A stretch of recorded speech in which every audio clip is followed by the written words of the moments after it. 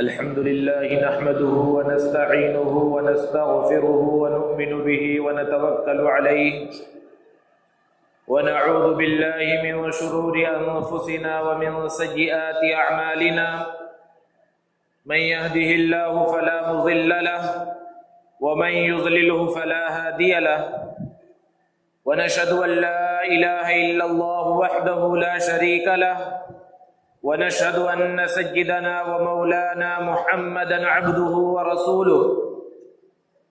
صلى الله تعالى عليه وعلى آله وأصحابه وبارك وسلم تسليما كثيرا أما بعد فأعوذ بالله من الشيطان الرجيم بسم الله الرحمن الرحيم سبحان الذي أسرى بعبده ليلا من المسجد الحرام إلى المسجد الأقصى الذي باركنا حوله لنريه من آياتنا إنه هو السميع البصير صدق الله العظيم. معزز سامعین کرام، بزرگوں اور دوستوں، اللہ رب العزت نے انسانوں کو پیدا فرمایا اور انسانوں کو پیدا فرمانے کے بعد یوں ہی نہیں چھوڑ دیا، بلکہ ان کی رشد و ہدایت کے واسطے انبیاء کرام علیہم الصلاۃ والسلام کے مبارک سلسلے کو جاری فرمایا۔ مختلف اوقات میں مختلف انبیاء کرام علیہم الصلاۃ والسلام کو اللہ رب العزت نے اس دنیا کے اندر مبعوث کیا، اور ان انبیاء کرام علیہم الصلاۃ والسلام کو اللہ تبارک و تعالی نے بہت سارے معجزات سے بھی نوازا کہ یہ معجزات ان کے لیے ایک برہان اور دلیل کی حیثیت رکھتے تھے۔ حضرت ابراہیم علیہ الصلاۃ والسلام کو عظیم معجزے سے نوازا، حضرت موسیٰ علیہ الصلاۃ والسلام کو، حضرت عیسیٰ علیہ الصلاۃ والسلام کو، حضرت صالح، غرض یہ کہ مختلف انبیاء کرام علیہم الصلاۃ والسلام کو اللہ رب العزت نے الگ الگ معجزات سے نوازا۔ معجزہ کہا کسے جاتا ہے کہ کسی انسان کے ہاتھ پر، اور انسان کیسا جس کو اللہ رب العزت نے نبوت اور رسالت سے سرفراز فرمایا ہو، تو ایسے انسان کے ہاتھ پر ایسی چیز کا ظاہر ہونا جو کسی اور کے ہاتھ پر ظاہر نہ ہو، جو عام طور پر انسانوں سے جس کا صدور نہ ہوتا ہو، وہ کسی نبی یا رسول کے ہاتھ پر ظاہر ہو تو اسے معجزہ کہتے ہیں۔ اور اگر کوئی خرق عادت چیز کسی ولی کے ہاتھ پر، کسی بزرگ کے ہاتھ پر، کسی اللہ والے کے ہاتھ پر ظاہر ہو تو اسے کرامت کہا جاتا ہے۔ اور اگر کوئی خرق عادت چیز، ایسی چیز جو عام طور پر انسانوں کے ہاتھ پر ظاہر نہیں ہوتی اور انسان اس کو پیش نہیں کر سکتے، کوئی ایرا غیرہ انسان جس کا اسلام سے کوئی تعلق نہ ہو، اللہ اور اس کے رسول کے احکامات کا وہ پابند نہ ہو، وہ گمراہ شخص ہو، اس کے ہاتھ پر اگر کوئی ایسی چیز ظاہر ہو جائے تو شریعت کی اصطلاح میں اسے استدراج کہا جاتا ہے۔ ایسی چیز کا اس کے ہاتھ پر ظاہر ہونا اس کے ولی ہونے کی یا اس کے بزرگ ہونے کی دلیل نہیں ہے، بلکہ یہ اس بات کی دلیل ہے کہ اللہ رب العزت نے رسی ڈھیلی کر دی ہے، اور جب چاہیں گے اس کی رسی کھینچ لیں گے اور اس کو پکڑ لیں گے، اس کی پکڑ کریں گے اور اسے سزا دیں گے۔ حضرت ابراہیم علیہ الصلاۃ والسلام کو جب آگ میں ڈالا گیا تو آگ کا کام ہے جلانا، لیکن اللہ رب العزت نے اس آگ کے اندر حضرت ابراہیم علیہ الصلاۃ والسلام کو صحیح سالم رکھا۔ یہ بہت بڑا معجزہ تھا حضرت ابراہیم علیہ الصلاۃ والسلام کا۔ اسی طرح حضرت موسیٰ علیہ الصلاۃ والسلام جو بنی اسرائیل کے پیغمبر ہیں، جلیل القدر پیغمبر ہیں، بے شمار معجزات اللہ رب العزت نے حضرت موسیٰ علیہ الصلاۃ والسلام کو عطا فرمائے۔ قرآن مجید میں مختلف مقامات پر اللہ رب العزت نے ان معجزات کو بیان فرمایا ہے کہ جب نبوت عطا کی گئی حضرت موسیٰ علیہ الصلاۃ والسلام کو اور حکم ہوا کہ فرعون کے پاس جاؤ، تو اس وقت اللہ رب العزت نے انہیں معجزات بھی عطا فرمائے۔ ایک معجزہ یہ دیا کہ جو ہاتھ میں ان کے عصا ہوتا تھا، جو لاٹھی ہوتی تھی، وہ اس کو زمین پر پھینکتے تو وہ سانپ بن جاتا، اژدہا بن جاتا، اور بالکل اژدہے کی شکل میں وہ دوڑنا شروع کر دیتا، اور پھر حضرت موسیٰ علیہ السلام اس کو ہاتھ میں پکڑتے تو پھر اپنی اصلی شکل میں آ جاتا۔ اسی طرح ایک معجزہ یہ عطا فرمایا کہ حضرت موسیٰ علیہ السلام اپنے ہاتھ کو اپنے بازو میں لے جاتے تو یہ چمکدار ہو جاتا، روشنی اس سے پھوٹ پڑتی تھی۔ بنی اسرائیل کو پانی کی ضرورت تھی، پینے کے واسطے ان کے پاس پانی نہیں تھا، دوسری چیزوں کے واسطے پانی نہیں تھا، تو انہوں نے حضرت موسیٰ علیہ السلام سے پانی مانگا اور درخواست کی کہ ہمیں پانی چاہیے۔ حضرت موسیٰ علیہ السلام نے اللہ رب العزت سے دعا کی تو اللہ رب العزت کی طرف سے حکم آیا کہ پتھر کے اوپر اپنی لاٹھی کو، اپنے عصا کو مارو، وہاں سے پانی کے چشمے پھوٹ نکلیں گے۔ بظاہر پانی میں اور پتھر میں تضاد ہے، پتھر سخت چیز ہوتی ہے اور پانی نرمی سے نکلتا ہے، نرم چیز سے نکلتا ہے، لیکن جب حضرت موسیٰ علیہ السلام نے ایک چٹان کے اوپر اپنے عصا کو، اپنی لاٹھی کو مارا تو وہاں سے 12 چشمے پھوٹ نکلے، کیونکہ بنی اسرائیل کے اندر 12 قبیلے تھے، ایک ایک قبیلے کے واسطے ایک ایک چشمہ بن گیا۔ اسی طرح حضرت موسیٰ علیہ السلام کو اللہ رب العزت نے بنی اسرائیل کے واسطے جنت کا کھانا، ایسا کھانا جو دنیا کا کھانا نہیں تھا، من و سلوہ، وہ عطا کیا۔ اسی طرح فرعون اور اس کی قوم جو قبطی کہلاتی تھی، اس سے حضرت موسیٰ علیہ السلام اور ان کی قوم بنی اسرائیل کو نجات دی اور دریا کے اندر چلے اور راستہ بن گیا وہاں پر حضرت موسیٰ علیہ السلام کے عصا مارنے سے۔ حضرت صالح علیہ السلام کو اللہ رب العزت نے عظیم معجزہ عطا فرمایا کہ ایک چٹان سے حضرت صالح علیہ السلام نے ایک اونٹنی کو نکال دیا، یہ اللہ رب العزت کے حکم سے ہوا۔ اسی طرح حضرت سلیمان علیہ السلام کو اللہ رب العزت نے ایسے معجزات عطا فرمائے تھے کہ وہ پرندوں کی بولی کو سمجھ لیتے تھے، جناتوں کی باتوں کو سمجھ جایا کرتے تھے، اور وہ ہوا میں تخت کے اوپر اڑتے تھے۔ اس طرح کے معجزات اللہ رب العزت نے حضرت سلیمان علیہ السلام کو عطا فرمائے۔ اسی طرح حضرت عیسیٰ علیہ نبینا وعلیہ السلام کو اللہ رب العزت نے ایسے معجزات عطا فرمائے جو طب سے تعلق رکھتے تھے۔ حضرت عیسیٰ علیہ السلام ایسی بیماری جس کا علاج کہا جاتا ہے کوئی نہیں ہے، ایسی بیماریوں کو اللہ کے حکم سے ٹھیک کر دیا کرتے تھے، اس بیماری کو ختم کر دیا کرتے تھے۔ یہ معجزات حضرت عیسیٰ علیہ السلام کو دیے گئے۔ آخر میں ہمارے اور آپ کے پیارے آقا محمد عربی صلی اللہ علیہ وسلم تشریف لائے،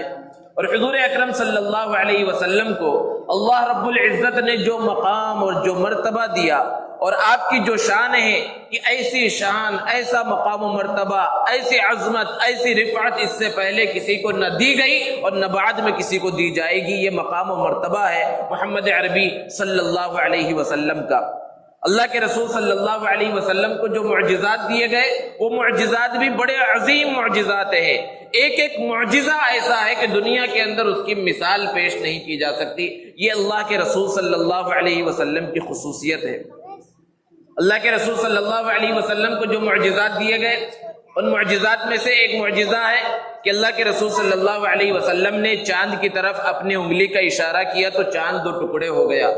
آج لوگ بات کرتے ہیں چاند پر پہنچنے کی کہ دنیا چاند پر پہنچ گئی ہے اور تم ان سب چیزوں کے اندر لگے ہوئے ہو۔ یہ حقیقت ہے یا نہیں ہے کہ دنیا چاند پر پہنچی یا نہیں پہنچی، اس میں خود اختلاف پایا جاتا ہے کہ جن لوگوں نے یہ دعویٰ کیا کہ وہ چاند پر پہنچ گئے، حقیقت میں انہوں نے اب تک چاند کا سفر بھی نہیں کیا ہے۔ پروپیگنڈا کیا گیا، اس طرح لوگوں کو دھوکہ دیا گیا کہ وہ چاند پر پہنچ چکے ہیں۔ یہ پہنچے یا نہ پہنچے، لیکن اللہ کے رسول صلی اللہ علیہ وسلم کا عظیم معجزہ ہے کہ اس چاند کو جو ہماری آنکھوں سے ہمیں نظر آتا ہے، اس کو اللہ کے حکم سے 2 ٹکڑے کر دیا اپنے انگلی کے اشارے سے۔ یہ عظیم معجزہ اللہ کے رسول صلی اللہ علیہ وسلم کو عطا کیا گیا۔ اللہ کے رسول صلی اللہ علیہ وسلم ایک مرتبہ ایک راستے سے جا رہے ہیں، ایک دیہاتی آدمی ملا۔ اللہ کے رسول صلی اللہ علیہ وسلم نے اپنی ذمہ داری کو پورا کیا۔ اللہ کے رسول صلی اللہ علیہ وسلم اٹھتے بیٹھتے صبح و شام ہمیشہ اس پیغام کو جو اللہ رب العزت نے انہیں سپرد کیا تھا وہ لوگوں تک پہنچایا کرتے تھے۔ تو جب وہ دیہاتی ملا، اس سے پوچھا کہاں جا رہے ہو؟ تو اس نے کہا کہ میں اپنے علاقے میں جا رہا ہوں، اپنے گاؤں جا رہا ہوں۔ اللہ کے رسول صلی اللہ علیہ وسلم نے ارشاد فرمایا کہ اچھا اپنے گاؤں جا رہے ہو، ایک خیر کی بات سن لو، تم خود بھی اس کو قبول کرو اور اپنے علاقے کے لوگوں کو بھی جا کر بتاؤ، وہ بھی اسے قبول کرے، انہیں بھی نفع ہوگا۔ سیدھا سادہ دیہاتی تھا۔ اللہ کے رسول صلی اللہ علیہ وسلم سے پوچھا کیا پیغام ہے، آپ کیا کہنا چاہتے ہیں؟ اللہ کے رسول صلی اللہ علیہ وسلم نے دین کا پیغام رکھا اور کہا کہ اللہ کے علاوہ کوئی معبود نہیں اور میں اللہ کا رسول ہوں، اس بات کا تم اقرار کرو۔ اس دیہاتی نے کہا کہ اس بات کی گواہی کون دے گا کہ آپ اللہ کے رسول ہیں اور اللہ کے سوا کوئی معبود نہیں، یہاں تو کوئی ہے نہیں۔ اللہ کے رسول صلی اللہ علیہ وسلم نے ادھر ادھر نگاہ دوڑائی، کوئی صحابی ساتھ میں نہیں تھا۔ دور دیکھا کہ ایک درخت ہے، اللہ کے رسول صلی اللہ علیہ وسلم نے ارشاد فرمایا کہ یہ درخت گواہی دے گا، اور اپنے انگلی کے اشارے سے اللہ کے رسول صلی اللہ علیہ وسلم نے اس درخت کو اپنی طرف بلایا، اور احادیث کے اندر موجود ہے کہ وہ درخت زمین کو پھاڑتا ہوا اللہ کے رسول صلی اللہ علیہ وسلم کی طرف آ گیا، اور اس نے 3 مرتبہ گواہی دی کہ محمد عربی صلی اللہ علیہ وسلم اللہ کے رسول ہے، اور پھر جس طرح آیا تھا اسی طرح زمین کو پھاڑتا ہوا اپنی جگہ کے اوپر چلا گیا۔ آج عقل انسانی حیران ہے، پریشان ہے کہ کس طرح ایک درخت بے جان چیز کس طرح زمین کو پھاڑ سکتی ہے اور کس طرح چل سکتی ہے۔ دوستو، معجزہ کہا ہی اسے جاتا ہے جو انسانی عقل کو حیران کر دے اور انسان کی عقل میں نہ آنے والی ہو۔ اسی طرح اللہ کے رسول صلی اللہ علیہ وسلم کی حیات طیبہ میں بے شمار مواقع پر ایسے حالات پیش آئے کہ پانی ختم ہو گیا، کیونکہ جو عرب کا علاقہ تھا، خصوصاً مکہ المکرمہ اور اس کے آس پاس کا جو علاقہ تھا وہ پتھریلا علاقہ ہے، وہاں پر پانی بہت کم پایا جاتا ہے، تو پانی سفر کے اندر ختم ہو جاتا۔ بے شمار موقعوں پر ایسا ہوا کہ اللہ کے رسول صلی اللہ علیہ وسلم نے کسی برتن میں جس میں تھوڑا سا پانی تھا اس میں اپنی مبارک انگلی کو ڈالا تو مبارک انگلی سے پانی کا چشمہ پھوٹ نکلا اور سارے کے سارے لوگ پانی سے سیراب ہو گئے۔ حدیبیہ کے موقع پر جب صلح حدیبیہ ہوئی، اس سفر میں بھی اللہ کے رسول صلی اللہ علیہ وسلم کو یہ معجزہ پیش آیا، اور صحابہ بیان کرتے ہیں کہ تقریباً اس سفر میں 1400 لوگ تھے، پانی کا نام و نشان نہیں تھا، لیکن اللہ کے رسول صلی اللہ علیہ وسلم کے ہاتھ پر یہ معجزہ ظاہر ہوا تو سارے لوگوں نے پانی پیا بھی اور اپنے جانوروں کو بھی پلایا اور دوسری ضروریات میں بھی استعمال کیا۔ یہ عظیم معجزات ہیں جو اللہ کے رسول صلی اللہ علیہ وسلم کو عطا کیے گئے۔ ان معجزات میں ایک اہم معجزہ جس کی نسبت پر ہم اور آپ یہاں پر جمع ہوئے ہیں، جسے معراج کہا جاتا ہے، یہ ایسا عظیم معجزہ ہے کہ ابتدا سے لے کر حضرت آدم علیہ السلام سے لے کر حضرت عیسیٰ علیہ السلام تک جتنے انبیاء کرام علیہ السلام آئے اور ان کو جتنے معجزات دیے گئے، ان سب معجزات کو ایک طرف رکھا جائے اور معراج کے معجزے کو ایک طرف رکھا جائے تو یہ بھاری نظر آئے گا، کیونکہ اس میں اللہ رب العزت سے ملاقات ہو رہی ہے، اللہ رب العزت سے بات چیت ہو رہی ہے محمد عربی صلی اللہ علیہ وسلم کی، اس سے بڑا معجزہ اور کیا ہوگا۔ نبی کریم صلی اللہ علیہ وسلم کو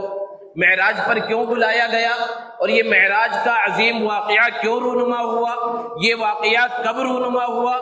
ان سب باتوں کو جاننے کی ضرورت ہے۔ اللہ کے رسول صلی اللہ علیہ وسلم نے جب دین کا پیغام لوگوں کو بتلانا شروع کیا اور دین کی دعوت لوگوں کو دینا شروع کیا تو لوگ آپ کے دشمن بن گئے، آپ کے خاندان والے، قبیلے والے، قریش کے لوگ، یہ سب کے سب آپ کے دشمن بن گئے۔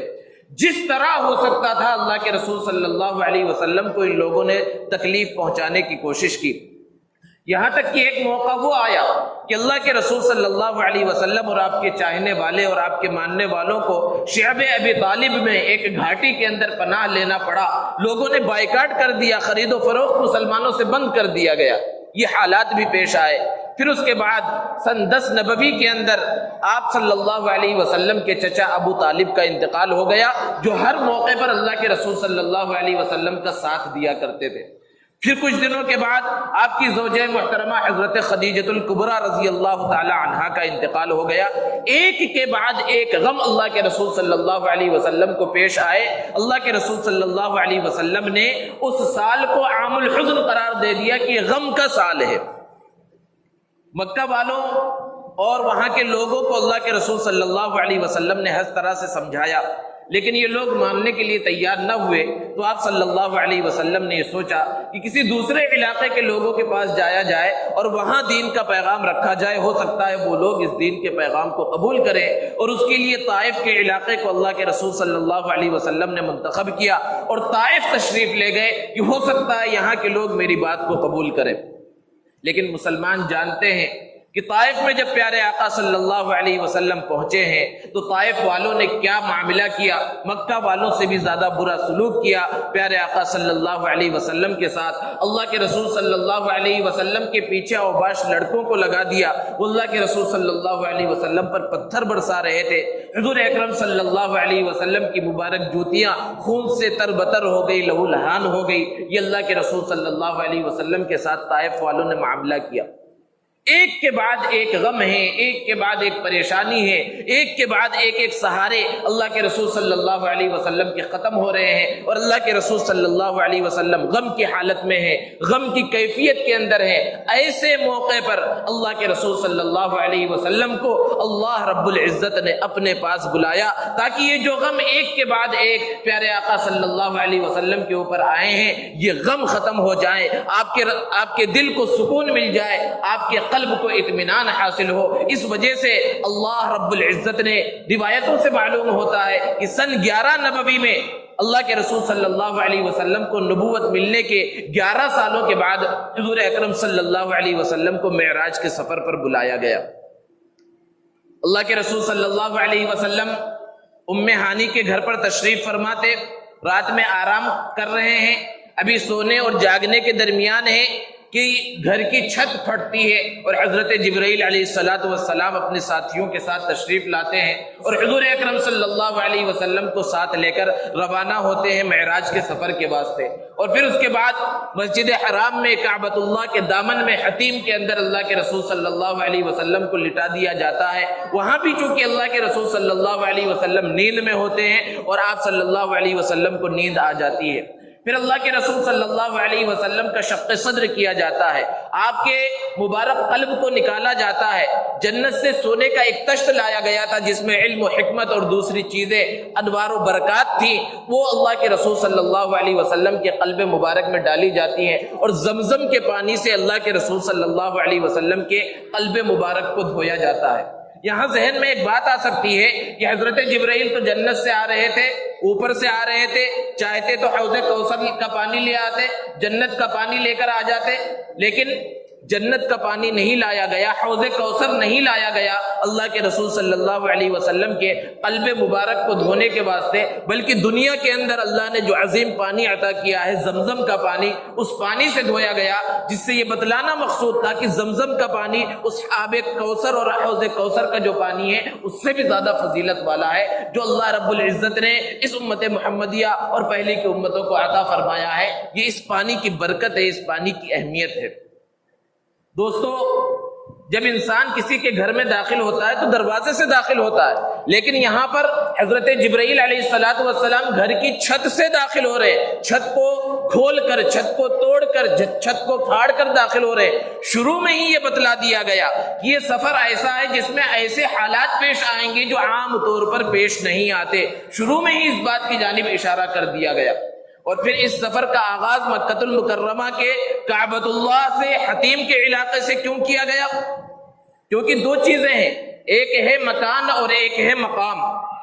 مکان میں سب سے پہلا مکان ہے کعبۃ اللہ، جس کے بارے میں قرآن میں اللہ نے بیان فرمایا، ان اول بیت وضع للناس للذی ببکۃ مبارکا وہدی للعالمین، کہ سب سے پہلے اللہ کا جو گھر بنایا گیا وہ مکہ میں ہے، وہ کعبۃ اللہ ہے، مسجد حرام ہے، وہ مکہ المکرمہ کے اندر ہے۔ یہ سب سے پہلا گھر ہے، مکان سب سے پہلا مکان ہے۔ اور سب سے آخری مکان کے بارے میں کہا جاتا ہے کہ وہ عرش معلی ہے، اس کے اوپر کیا چیز ہے وہ صرف اللہ رب العزت جانتے ہیں۔ تو سب سے پہلا مکان ہے کعبۃ اللہ اور سب سے آخری مکان ہے عرش معلی۔ اور مقام میں دیکھا جائے تو سب سے بڑا مقام ہے پیارے آقا صلی اللہ علیہ وسلم کا، سب سے پہلا مقام ہے پیارے آقا صلی اللہ علیہ وسلم کا، لیکن چونکہ تشریف لائے ہیں سب سے آخر میں، اس لیے سب سے آخری مقام بھی اللہ کے رسول صلی اللہ علیہ وسلم کا ہے۔ تو اس مکان سے شروع کیا گیا جو مکان سب سے پہلے ہے، اور اس مکان تک جانا تھا جو سب سے آخری مکان ہے، تو انتخاب کیا گیا اس ذات کا جس کا مقام سب سے پہلے ہے اور جو آخر میں سب سے آخر میں تشریف لایا ہے۔ تو یہ حکمت ہے کعبۃ اللہ سے معراج کے سفر کے شروع کرنے کی۔ اب اللہ کے رسول صلی اللہ علیہ وسلم کے لیے ایک جنت کی سواری پیش کی گئی جسے براق کہا جاتا ہے۔ براق برق سے نکلا ہے، جس کے معنی بجلی کے ہے۔ اور بجلی کی رفتار کیا ہوتی ہے دنیا کے اندر، چونکہ سائنس کی ترقی ہوئی ہے تو اس سے بجلی کی جو رفتار ہے اس کا اندازہ لگایا گیا کہ 1 سیکنڈ کے اندر 1,86,000 میل کی رفتار سے بجلی سفر کرتی ہے۔ 1 سیکنڈ کے اندر 1,86,000 میل، تو بجلی کی رفتار کا تو اندازہ لگایا جا سکتا ہے، لیکن وہ براق جو جنت سے لایا گیا تھا اللہ کے رسول صلی اللہ علیہ وسلم کی سواری کی خاطر، اس کی رفتار کا تو اندازہ بھی نہیں لگایا جا سکتا۔ بس اتنا کہا جا سکتا ہے کہ اس کا 1 قدم حد نگاہ پر پڑتا تھا جہاں انسان کی نظر جاتی ہے۔ اللہ کے رسول صلی اللہ علیہ وسلم کے واسطے وہ براق، وہ سواری پیش کی گئی۔ حضرت جبرائیل علیہ السلام ساتھ میں ہے، حضرت میکائیل علیہ السلام بھی ساتھ میں ہے۔ اللہ کے رسول صلی اللہ علیہ وسلم کو سوار ہونے کے لیے کہا گیا تو براق شوخیاں دکھانے لگا، بدکنے لگا۔ روایتوں کے اندر ہے کہ وہ خوشی کے مارے بدک رہا تھا کہ کیسی عظیم ہستی اس کے اوپر سوار ہونے والی ہے۔ حضرت جبرائیل علیہ السلام نے کہا کہ تو شوخیاں دکھا رہا ہے، تجھے پتہ نہیں ہے کہ تجھ پر کیسی عظیم ہستی سوار ہونے والی ہے؟ تو وہ پسینہ پسینہ ہو گیا مارے شرمندگی کے۔ پھر اللہ کے رسول صلی اللہ علیہ وسلم اس براق کے اوپر سوار ہوئے ہیں اور معراج کا یہ سفر شروع ہوا۔ قرآن مجید میں اللہ رب العزت نے معراج کے اس واقعے کی جانب اشارہ کیا ہے۔ معراج کا جو سفر ہے یہ 2 حصوں کے اندر ہے۔ ایک حصہ مسجد حرام سے لے کر بیت المقدس تک کا جو سفر ہے اسے اسراء کہا جاتا ہے، اور پھر بیت المقدس سے آسمانوں کا اور عرش معلیٰ تک کا جنت اور جہنم کا جو سفر ہے اس سفر کو معراج کہا جاتا ہے۔ قرآن مجید میں اسراء کا تذکرہ کیا گیا ہے اور جو معراج کا تذکرہ ہے وہ احادیث مبارکہ کے اندر اس کو بیان کیا گیا ہے۔ قرآن مجید میں اللہ رب العزت نے بیان فرمایا کہ سبحان الذی اسری بعبدہ لیلا من المسجد الحرام الی المسجد الاقصی، کہ پاک ہے وہ ذات جو اپنے بندے محمد عربی صلی اللہ علیہ وسلم کو راتوں رات مسجد حرام سے مسجد اقصی تک لے گئی۔ یہاں پر اگر ہم غور کریں اس آیت کریمہ میں تو اللہ رب العزت نے بیان فرمایا سبحان الذی اسری بعبدہ، پاک ہے وہ ذات جو اپنے بندے کو، عبد کا لفظ استعمال کیا گیا، حالانکہ یہاں پر استعمال کیا جا سکتا تھا بنبی ہی، جو اپنے نبی کو، یا برسول ہی، جو اپنے رسول محمد عربی صلی اللہ علیہ وسلم کو لے کر گئی، لیکن رسول کو چھوڑ کر، نبی کو چھوڑ کر عبد کا لفظ استعمال کیا، کیونکہ عبدیت کا مقام بہت بڑا مقام ہے۔ رسالت کے اندر کیا ہوتا ہے، رسول کا کام کیا ہوتا ہے، نبی کا کام کیا ہوتا ہے کہ وہ اللہ کا پیغام بندوں تک پہنچاتا ہے۔ تو رسالت اور نبوت کے اندر خالق سے مخلوق تک کا سفر ہوتا ہے، اور عبدیت میں کیا ہوتا ہے، ایک بندہ اللہ رب العزت کو راضی کرتا ہے، عبدیت کے اندر مخلوق سے خالق کا سفر ہوتا ہے، اور یہاں مخلوق سے خالق کی طرف سفر ہونے والا تھا، زمین سے آسمان کی طرف سفر ہونے والا تھا، اس وجہ سے عبد کا لفظ استعمال کیا گیا کہ اب اللہ کے رسول صلی اللہ علیہ وسلم اس زمین سے، اس دنیا سے آسمانوں کی طرف تشریف لے جانے والے ہیں، خالق کی طرف تشریف لے جانے والے ہیں، اس لیے عبد کا لفظ استعمال کیا گیا۔ اور پھر معراج کا جو اصل سفر ہے وہ مسجد اقصی سے اس کا آغاز کیا گیا، یہ بتلانے کے واسطے مسجد اقصی کی اہمیت کیا ہے۔ اللہ کے رسول صلی اللہ علیہ وسلم کا عظیم سفر وہاں سے شروع ہوا ہے جو آسمانوں کا سفر ہے، اور بیت المقدس کے بارے میں مسلمانوں کی ذمہ داری کیا ہے کہ وہ انبیاء کرام کا مسکن رہا ہے۔ بے شمار انبیاء کرام علیہ السلام اس علاقے کے اندر تشریف لائے ہیں، مسجد اقصی بیت المقدس کے اندر نمازیں پڑھی ہیں، انہوں نے نمازیں پڑھائی ہے۔ آج وہ بیت المقدس، وہ قبلہ اول جو اللہ کے رسول صلی اللہ علیہ وسلم جہاں سفر کر کے تشریف لے گئے، جس کی طرف رخ کر کے اللہ کے رسول صلی اللہ علیہ وسلم نماز ادا کرتے تھے، آج وہ یہودیوں کے ناپاک ہاتھوں کے اندر ہے، ان کے پنجوں کے اندر ہے، اور وہ ہر کچھ دن کے بعد اس عظیم مسجد کی، اس بیت المقدس کی، اس قبلہ اول کی بے حرمتی کرتے ہیں۔ وہاں ڈانس کے اور میوزک کے پروگرام رکھے جاتے ہیں، اس کی جڑیں کھوکھلی کرنے کی کوششیں کی جا رہی ہیں، اور وہاں جو مسلمان بستے ہیں ان پر طرح طرح کے مظالم ڈھائے جا رہے ہیں۔ پوری دنیا خاموش تماشا بنی ہوئی ہے۔ ایک مسلمان کی ذمہ داری صرف اتنی نہیں ہے کہ وہ اخبارات میں اور نیوز میں صرف وہاں کی خبریں پڑھ لے اور تھوڑا سا افسوس کر لے، بلکہ اس کی ذمہ داری ہے کہ سچے دل سے وہ سوچے کہ آخر یہاں کیا ہو رہا ہے اور کیوں ہو رہا ہے، اور یہ مسجد اقصی اور یہ بیت المقدس مسلمانوں کے پاس ہونی چاہیے، اور اپنی حیثیت میں رہتے ہوئے، اپنے دائرے میں رہتے ہوئے ایک مسلمان جو کوشش کر سکتا ہے اس کے لیے اس سے یہ کوشش کرنا لازمی اور ضروری ہے، کیونکہ بیت المقدس کی محبت، مسجد اقصی کی محبت اور اس علاقے کی محبت یہ ایمان کا ایک حصہ ہے۔ جیسے کہ کعبۃ اللہ کو ماننا، کعبۃ اللہ کی اہمیت اور عظمت کو جاننا، مسجد نبوی کی عظمت اور اہمیت کو، مدینے کی عظمت اور اہمیت کو پہچاننا ایمان کا حصہ ہے، اسلام کا حصہ ہے۔ اسی طرح وہ ملک شام، جس ملک شام کے اندر یہ مسجد اقصی اور بیت المقدس واقع ہے، وہ آج کا ملک شام نہیں، وہ اس زمانے میں ملک شام پورا بڑا تھا، آج اس کے ٹکڑے کر دیے گئے، حصے بکھرے کر دیے گئے ہیں۔ تو اس ملک شام کے بارے میں اور اس بیت المقدس کے آس پاس کے علاقے کے بارے میں انسان اسی طرح کا رویہ اپنائے جو رویہ کعبۃ اللہ کے بارے میں اور مسجد نبوی کے بارے میں ہوتا ہے۔ تو بہرحال اللہ کے رسول صلی اللہ علیہ وسلم کا معراج کا اب یہ سفر شروع ہوا۔ اللہ کے رسول صلی اللہ علیہ وسلم براق پر سوار ہیں، ساتھ میں حضرت جبرائیل ہیں، حضرت میکائیل ہیں۔ ایک ایسے علاقے سے گزرے جہاں پر کھجوروں کے باغات تھے، کھجوروں کے بہت زیادہ درخت تھے۔ حضرت جبرائیل علیہ السلام نے عرض کیا، اے اللہ کے رسول یہاں پر 2 رکعت نماز ادا کیجیے۔ حضرت جبرائیل علیہ السلام کے کہنے پر اللہ کے رسول صلی اللہ علیہ وسلم نے وہاں 2 رکعت نماز ادا کی، اور پھر حضرت جبرائیل نے پوچھا کہ آپ کو معلوم ہے کہ کس مقام پر آپ نے نماز ادا کی ہے؟ حضرت جبرائیل علیہ السلام سے اللہ کے رسول صلی اللہ علیہ وسلم نے عرض کیا، مجھے نہیں معلوم۔ تو اللہ کے رسول صلی اللہ علیہ وسلم کو بتلایا گیا یہ وہ مقام ہے جہاں پر ہجرت کر کے آپ تشریف لانے والے ہیں، وہ یثرب کا علاقہ تھا، وہ مدینۃ المنورہ کا علاقہ تھا۔ پھر اس کے بعد سفر شروع ہوا، سفر کا آغاز ہوا، پھر ایک علاقے میں پہنچے، وہاں پر پھر 2 رکعت نماز پڑھنے کے لیے کہا گیا، اور پھر اس کے بعد بتلایا گیا یہ وادی سینا ہے، یہ وہ علاقہ ہے جہاں پر حضرت موسیٰ علیہ السلام نے اللہ رب العزت سے کلام کیا تھا، بات چیت کی تھی۔ پھر اس کے بعد اللہ کے رسول صلی اللہ علیہ وسلم کا سفر آگے شروع ہوا، اور پھر اور ایک مقام پر اللہ کے رسول صلی اللہ علیہ وسلم نے 2 رکعت نماز ادا کی۔ حضرت جبرائیل علیہ السلام نے ارشاد فرمایا کہ یہ وہ مقام ہے جہاں حضرت شعیب علیہ السلام رہا کرتے تھے، یہ وادی مدین ہے۔ پھر اس کے بعد اور ایک مقام پر پہنچے جسے بیت اللحم کہا جاتا ہے، وہاں پر بھی اللہ کے رسول صلی اللہ علیہ وسلم نے 2 رکعت نماز ادا کی۔ آپ کو پوچھنے پر بتلایا گیا کہ یہ وہ مقام ہے جہاں حضرت عیسیٰ علیہ السلام کی ولادت ہوئی تھی، پیدائش ہوئی تھی۔ پھر اس کے بعد آگے بڑھے تو دیکھا ایک بوڑھی عورت ہے جو اللہ کے رسول صلی اللہ علیہ وسلم کو آواز دے رہی ہے۔ حضرت جبرائیل نے کہا اس کا جواب مت دیجیے۔ پھر ایک بوڑھا آدمی نظر آیا، وہ بھی اللہ کے رسول صلی اللہ علیہ وسلم کو پکار رہا تھا۔ اللہ کے رسول صلی اللہ علیہ وسلم سے حضرت جبرائیل نے کہا اس کا بھی جواب مت دیجیے۔ پھر آگے بڑھے تو ایک جماعت نظر آئی، انہوں نے اس انداز میں اللہ کے رسول صلی اللہ علیہ وسلم کو سلام کیا، السلام علیک یا اول، السلام علیک یا آخر، السلام علیک یا حاشر۔ حضرت جبرائیل نے کہا انہیں جواب دیجئے، تو اللہ کے رسول صلی اللہ علیہ وسلم نے جواب دیا، اور حضرت جبرائیل علیہ السلام نے ارشاد فرمایا کہ سب سے پہلے جو بوڑھی عورت نظر آئی تھی وہ یہ دنیا ہے،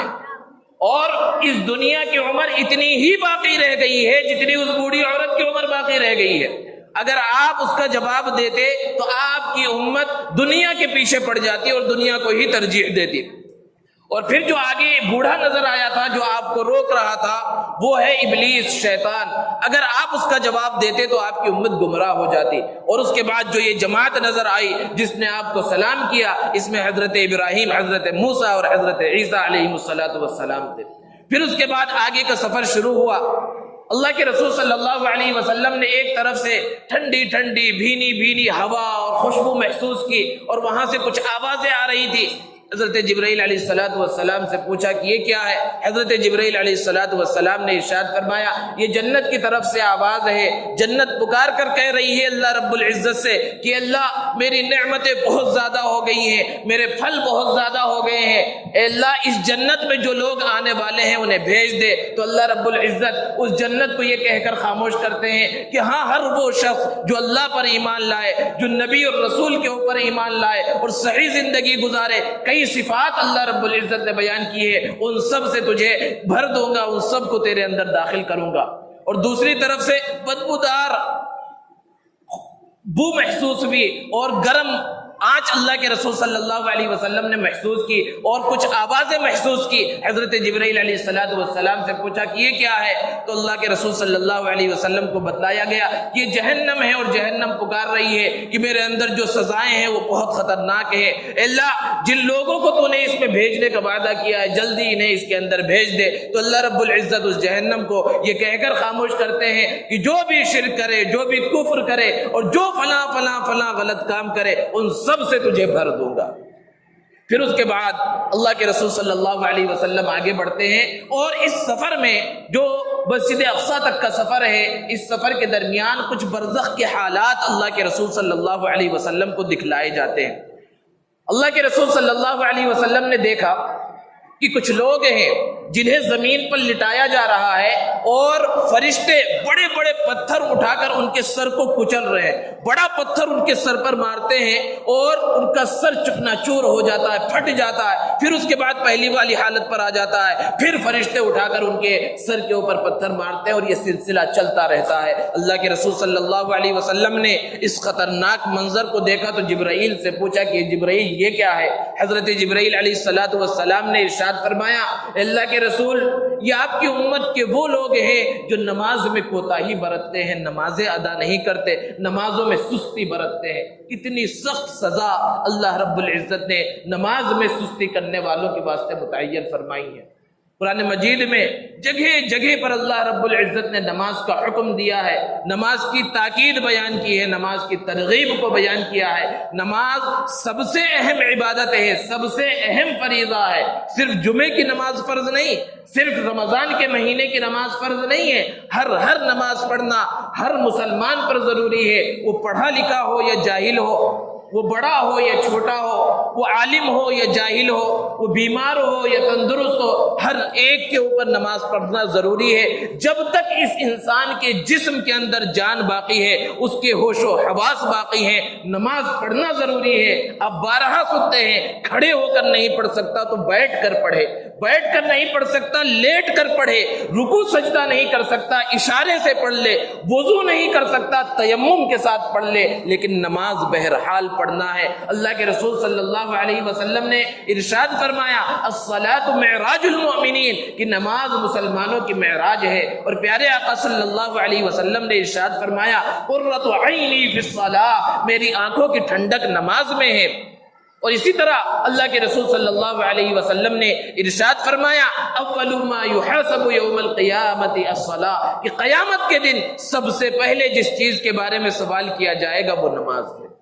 दोस्तों जरा तसव्वुर करें, गौर करें कि नमाज की कितनी अहमियत बयान की गई है। और कुरान मजीद के अंदर नमाज ना पढ़ने वालों और नमाज में सुस्ती करने वालों के वास्ते कैसी खतरनाक सजाएं बयान की गई हैं। एक जगह पर इरशाद फरमाया, फवैलुल लिल मुसल्लीन, उन नमाजियों के वास्ते हलाकत और बर्बादी है, अल्लज़ीना हुम अन सलातिहिम साहून, जो अपनी नमाजों से गफलत बरतते हैं। यानी नमाज तो पढ़ते हैं लेकिन नमाज से गफलत बरतते हैं, यानी वक्त पर नहीं पढ़ते या जिस तरह पढ़ना है उस तरह नहीं पढ़ते। जरा तसव्वुर कीजिए, नमाजियों के लिए ऐसी हलाकत को, ऐसी बर्बादी को बयान किया जा रहा है। बाज़ रिवायतों के अंदर है कि वैल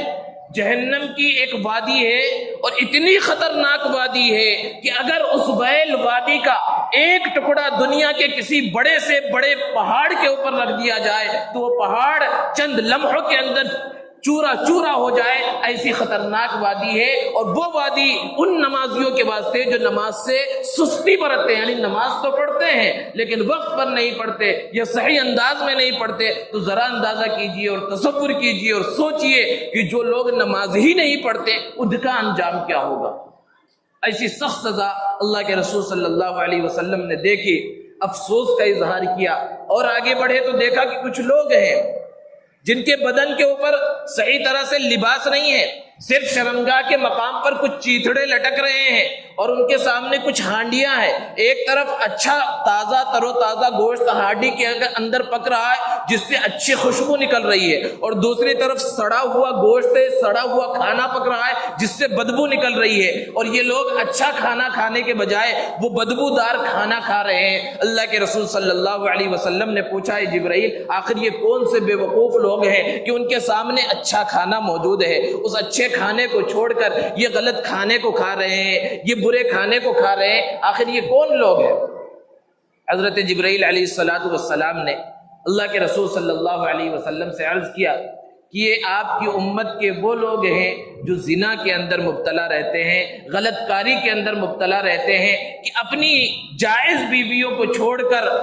دوسری عورتوں سے اپنی خواہشات کو پورا کرتے ہیں۔ اسی طرح وہ عورتیں ہیں جو غلط کاری اور بدکاری کے اندر مبتلا رہتی ہیں۔ ایسی سخت سزا اللہ کے رسول صلی اللہ علیہ وسلم نے دیکھی۔ اسی طرح زنا کی کئی سزا اللہ کے رسول صلی اللہ علیہ وسلم نے اس سفر معراج میں دیکھی۔ کچھ خواتین کو، کچھ عورتوں کو دیکھا کہ ان کو سینے کے بل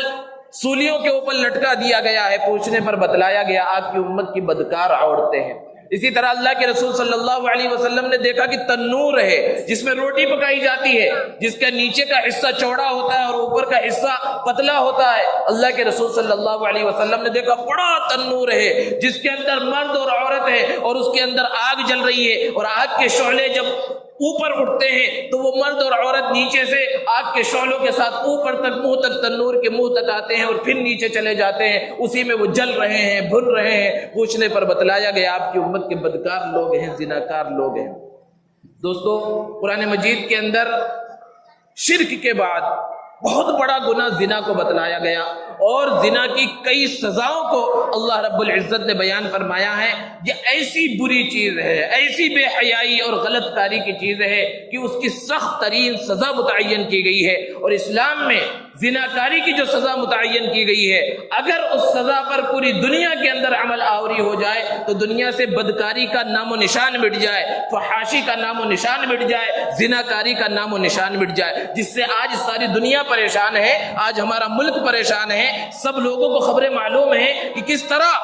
معصوم خواتین کے ساتھ، معصوم بچیوں کے ساتھ غلط کام کیا جا رہا ہے، ریپ کیا جا رہا ہے، اور آج پوری دنیا خاموش تماشائی بن کر دیکھ رہی ہے کہ ایک آصفہ کے ساتھ کس طرح کا سلوک کیا گیا اور کتنے لوگوں نے مل کر کس طرح اس کے اوپر ظلم ڈھایا۔ یہ سب کیوں ہو رہا ہے؟ اور جو ظالم ہیں، جو مجرم ہیں، انہیں بچانے کی کوشش کی جا رہی ہے دھرم کے نام پر، مذہب کے نام پر۔ یہ سب اس وقت اس وجہ سے ہو رہا ہے کہ وہ اسلامی پیغام کو چھوڑ دیا گیا ہے۔ آج تاریخ اس بات کی گواہ ہے کہ اگر ہمارا ملک ہندوستان اس رجم کی سزا کو اپنا لے جس رجم کو اللہ کے رسول صلی اللہ علیہ وسلم نے بیان کیا ہے، تو قسم کھا کر یہ بات کہی جا سکتی ہے کہ ہمارے ملک ہندوستان سے اور پوری دنیا سے اس زناکاری کا خاتمہ ہو جائے گا۔ جہاں جہاں جن جن ممالک نے اس کو اپنایا اور سخت ترین سزائیں اس کے اوپر متعین کی ہے، وہاں سے اس زناکاری کا خاتمہ ہو گیا ہے، ڈر کی وجہ سے، خوف کی وجہ سے۔ لیکن آج حال یہ ہے، اللہ رب العزت نے قرآن مجید کے اندر بیان فرمایا کہ جو غیر شادی شدہ ہیں، اگر ان سے زنا کا صدور ہو اور وہ ثابت ہو جائے تو انہیں کوڑے مارے جائیں گے، چاہے وہ کوڑے مارتے مارتے ان کی موت آ جائے۔ اور اگر شادی شدہ ہے اور شادی شدہ ہونے کے بعد بھی زنا کرے تو اس کی سزا بڑی سخت بیان کی پیارے آقا صلی اللہ علیہ وسلم نے، کہ انہیں پتھر مار مار کر ہلاک کر دیا جائے۔ اسی کو رجم کہا جاتا ہے، کہ اس وقت تک اس پر سارے لوگ جمع ہو کر پتھر برسائیں جب تک کہ اس کا خاتمہ نہ ہو جائے۔ غور کرنے کی ضرورت ہے دوستوں اور نوجوانوں کہ آج ہمارا نوجوان اس انٹرنیٹ کے ذریعے، موبائل کے ذریعے، سوشل میڈیا کے ذریعے بدکاری اور فحاشی کے دلدل میں پھنستا چلا جا رہا ہے، اور بہت سارے نوجوان ہیں جو ان غلط کاریوں کے اندر مبتلا ہیں۔ اللہ کے رسول صلی اللہ علیہ وسلم کے فرمان کو یاد رکھیں۔ اللہ کے رسول صلی اللہ علیہ وسلم نے معراج میں کیسی خطرناک سزائیں زناکاروں کے واسطے دیکھی ہیں، ان سزاؤں کو ذہن میں رکھیں اور ان سب غلط کاریوں سے باز آ جائیں، اور اللہ رب العزت سے سچی پکی توبہ ہر مسلمان کو کر لینی چاہیے۔ پھر اللہ کے رسول صلی اللہ علیہ وسلم آگے بڑھے تو دیکھا کہ کچھ لوگ ہیں جو آگ پڑی ہوئی ہے، شعلے پڑے ہوئے ہیں، کنکر پتھر پڑے ہوئے ہیں، اس کو کھا رہے ہیں۔ اللہ کے رسول صلی اللہ علیہ وسلم نے ارشاد فرمایا، جب پوچھا گیا، اللہ کے رسول صلی اللہ علیہ وسلم نے پوچھا تو حضرت جبرائیل نے فرمایا، آپ کی امت کے وہ لوگ ہیں جو زکوٰۃ ادا نہیں کرتے۔ جہاں نماز کو فرض کیا گیا وہیں زکوٰۃ کو فرض کیا گیا، اور تقریباً 82 مقامات ایسے ہیں کہ نماز کے ساتھ اللہ رب العزت نے زکوٰۃ کا حکم دیا ہے۔ اتنی خطرناک سزا ان کے واسطے بیان کی گئی کہ جہنم کے اندر جب انہیں ڈالا جائے گا تو جہنم میں پتھر کھانے کے لیے دیے جائیں گے، آگ کے شعلے انہیں کھانے کے واسطے دیے جائیں گے، انگارے انہیں کھانے کے واسطے دیے جائیں گے۔ کیوں؟ کیونکہ دنیا کے اندر اللہ نے جو انہیں مال دیا تھا، جو اللہ کا مال تھا، اس اللہ کے مال میں وہ اللہ کا حق ادا نہیں کرتے تھے، جسے زکوٰۃ کہا جاتا ہے۔ قرآن مجید میں اللہ رب العزت نے جہاں زکوٰۃ کا تذکرہ فرمایا اور وہاں پر اس کی وعید کو، زکوٰۃ نہ دینے والوں کی وعید کو بیان فرمایا تو ارشاد فرمایا الذین یکنزون الذهب والفضة ولا ينفقونها في سبیل اللہ فبشرهم بعذاب علیم، کہ وہ لوگ جو سونا اور چاندی جمع کر کے رکھ رہے ہیں اور اس میں اللہ کا حق ادا نہیں کرتے، تو ان کے دردناک عذاب کے بارے میں بتلا دیجئے۔ اور دردناک عذاب کب ہوگا؟ فرمایا یوم یحما علیہا فی نار جہنم فتقوی بها جباہہم وجنوبہم وظہورہم ھذا ما کنزتم لانفسکم فذوقوا ما کنتم تکنزون۔ یہ خطرناک سزا انہیں اس دن دی جائے گی جس دن ان کے سونا چاندی کو، ان کے خزانے کو جہنم کی آگ کے اندر پگھلایا جائے گا، تپایا جائے گا، اور پھر اس سے ان کی پیشانی کو داغا جائے گا اسی مال کے ذریعے جس کو انہوں نے دنیا کے اندر جمع کر کے رکھا تھا، ان کے پہلوؤں کو داغا جائے گا، ان کی پشت کو داغا جائے گا، اور یہ کہا جائے گا یہ وہی خزانہ ہے جس کو تم جمع کر رہے تھے۔ اب اپنے خزانے کا مزہ چکھو۔ مال کمانا، دولت کمانا حرام نہیں ہے، خزانہ جمع کرنا بھی حرام نہیں ہے۔ حرام وہ خزانہ ہے، حرام وہ سونا چاندی ہو جاتا ہے جس پر اللہ کا حق ادا نہ کیا گیا ہو۔ اللہ کا حق کیا ہے کہ اللہ نے جو چیز جتنا حق متعین کیا گیا ہے کہ اس کی زکوٰۃ نکالی جائے، وہ زکوٰۃ جب نہیں نکالی جاتی ہے تو ایسی خطرناک سزا کا انسان مستحق بن جاتا ہے۔ اس زکوٰۃ کی خطرناک سزا کو اللہ کے رسول صلی اللہ علیہ وسلم نے دیکھا اور آگے بڑھے تو دیکھا کہ کچھ لوگ ہیں جن کے ناخن تانبے کے ہیں، بڑے بڑے ناخن ہیں، اور اپنے ہی ناخنوں کے ذریعے، جو تانبے کے ناخن ہیں، اپنے چہرے کو نوچ رہے ہیں، اپنے بدن سے گوشت کو نوچ رہے ہیں۔ اللہ کے رسول صلی اللہ علیہ وسلم نے پوچھا جبرائیل یہ کون لوگ ہیں؟ حضرت جبرائیل علیہ السلام نے فرمایا آپ کی امت کے وہ لوگ ہیں جو لوگوں کا گوشت کھاتے تھے، یعنی لوگوں کی غیبت کرتے تھے۔ اور ایک روایت میں ہے کہ اللہ کے رسول صلی اللہ علیہ وسلم نے سفر معراج میں دیکھا کہ کچھ فرشتے ہیں جن کے ہاتھ میں بڑے بڑے چاقو ہیں، اور کچھ لوگ ہیں یہ فرشتے ان کے بدن کے گوشت کو کاٹتے ہیں اور پھر انہیں زبردستی کھلاتے ہیں۔ اللہ کے رسول صلی اللہ علیہ وسلم کے پوچھنے پر بتلایا گیا آپ کی امت کے غیبت کرنے والے لوگ ہیں۔ اس کو قرآن میں اللہ رب العزت نے بیان فرمایا ہے وَلَا يَغْتَبْ بَعْضُكُمْ بَعْضًا، کہ تم میں سے کوئی کسی کی غیبت نہ کرے۔ أَيُحِبُّ أَحَدُكُمْ أَن يَأْكُلَ لَحْمَ أَخِيهِ، کیا تم میں سے کوئی اس بات کو پسند کرتا ہے کہ اپنے بھائی کا گوشت کھائے؟ غیبت کرنا اپنے بھائی کے گوشت کھانے کی طرح ہے۔ اس کو قرآن مجید میں بیان کیا گیا ہے۔ جس طرح